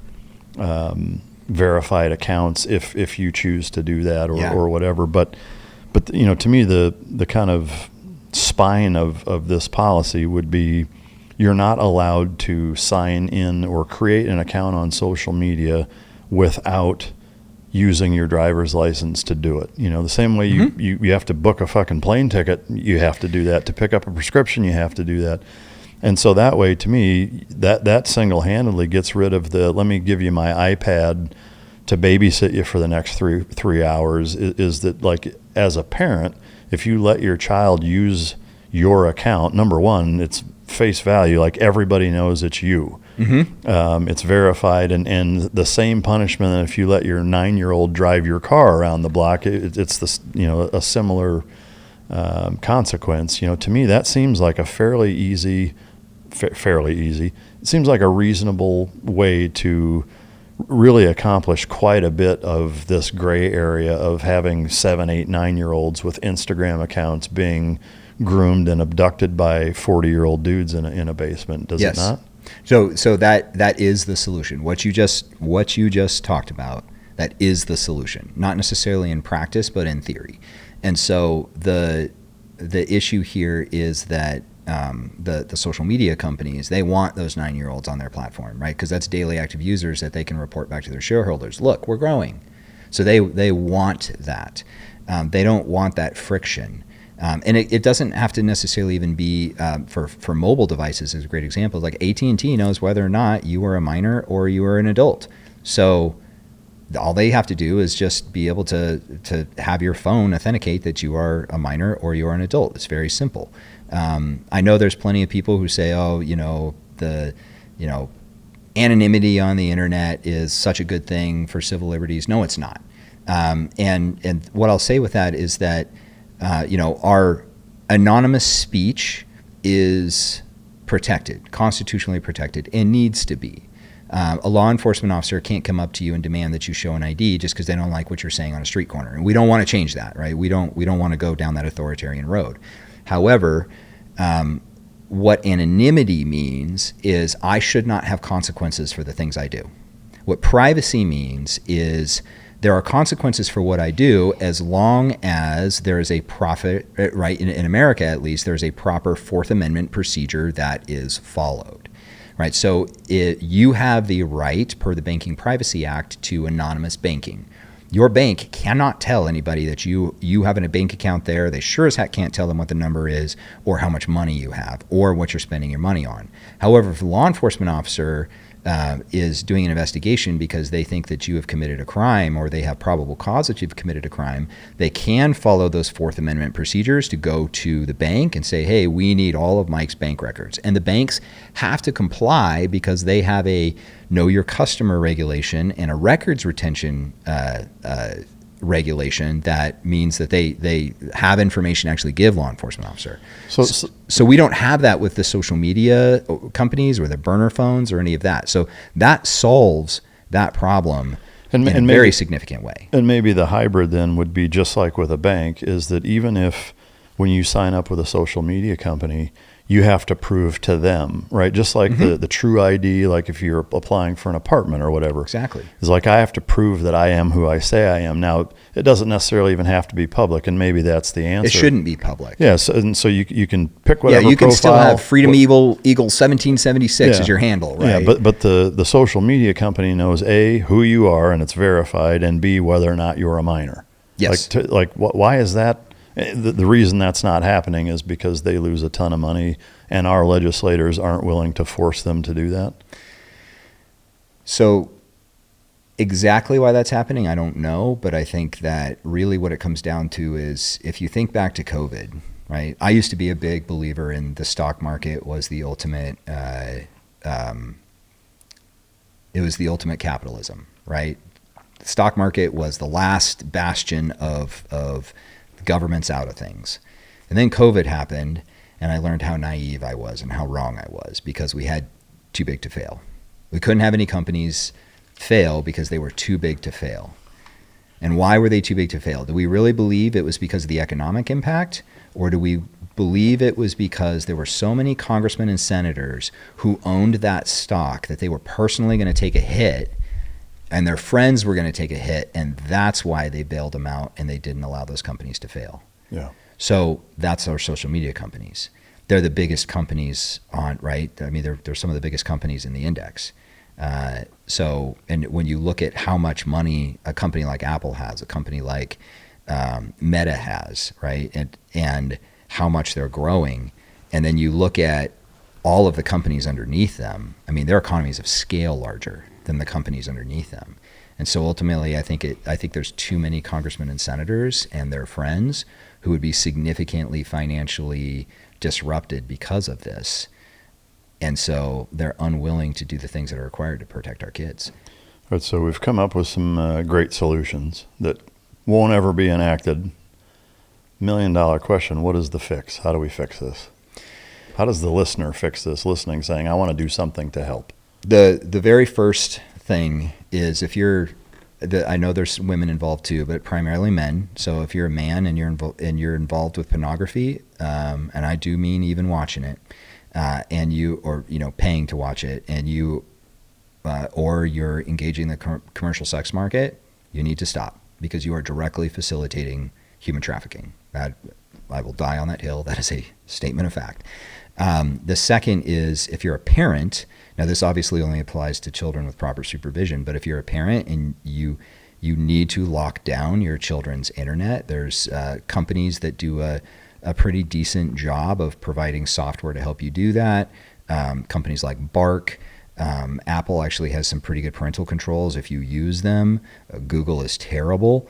But you've got to use the parental controls, and you've got to lock down your kids' internet access, and your kids should never have unsupervised access to the internet. I think the tough part with that in particular is that cat and mouse game of, the ability for kids to figure out ways around stuff like that. And, and something that's especially like public school. I mean, it reminds, like the big 4A, 5A, 6A, several thousand kid public schools are about like a prison in terms of the ingenuity of getting around certain rules. Sure. and things. I mean, it's crazy. Sure. But it's like, in that environment where the household has everything totally locked down, they can't get on their neighbor's Wi-Fi, like they've swept the whole house with an electronic detection dog. Sure. Then they go to school, and their friend Susie flips them the burner, smartphone in the bathroom, and they smuggle that into their house, or they use their friend's iPad, or whatever. It's just like there's so much access to be able to get to it, and to me, that's why I keep going back to if you gatekeep the accounting or the account access aspect of it, because that seems like the most bang for your buck, but you just can't get them to do it. So again, I don't know that we can't get them to do it.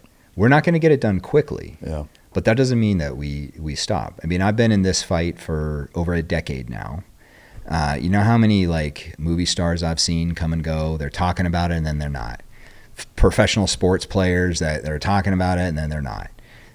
People coming in and they're like, oh, we're going to build a for-profit company, and then they just aren't looking at the economics, and it just abjectly fails. And I'm still here.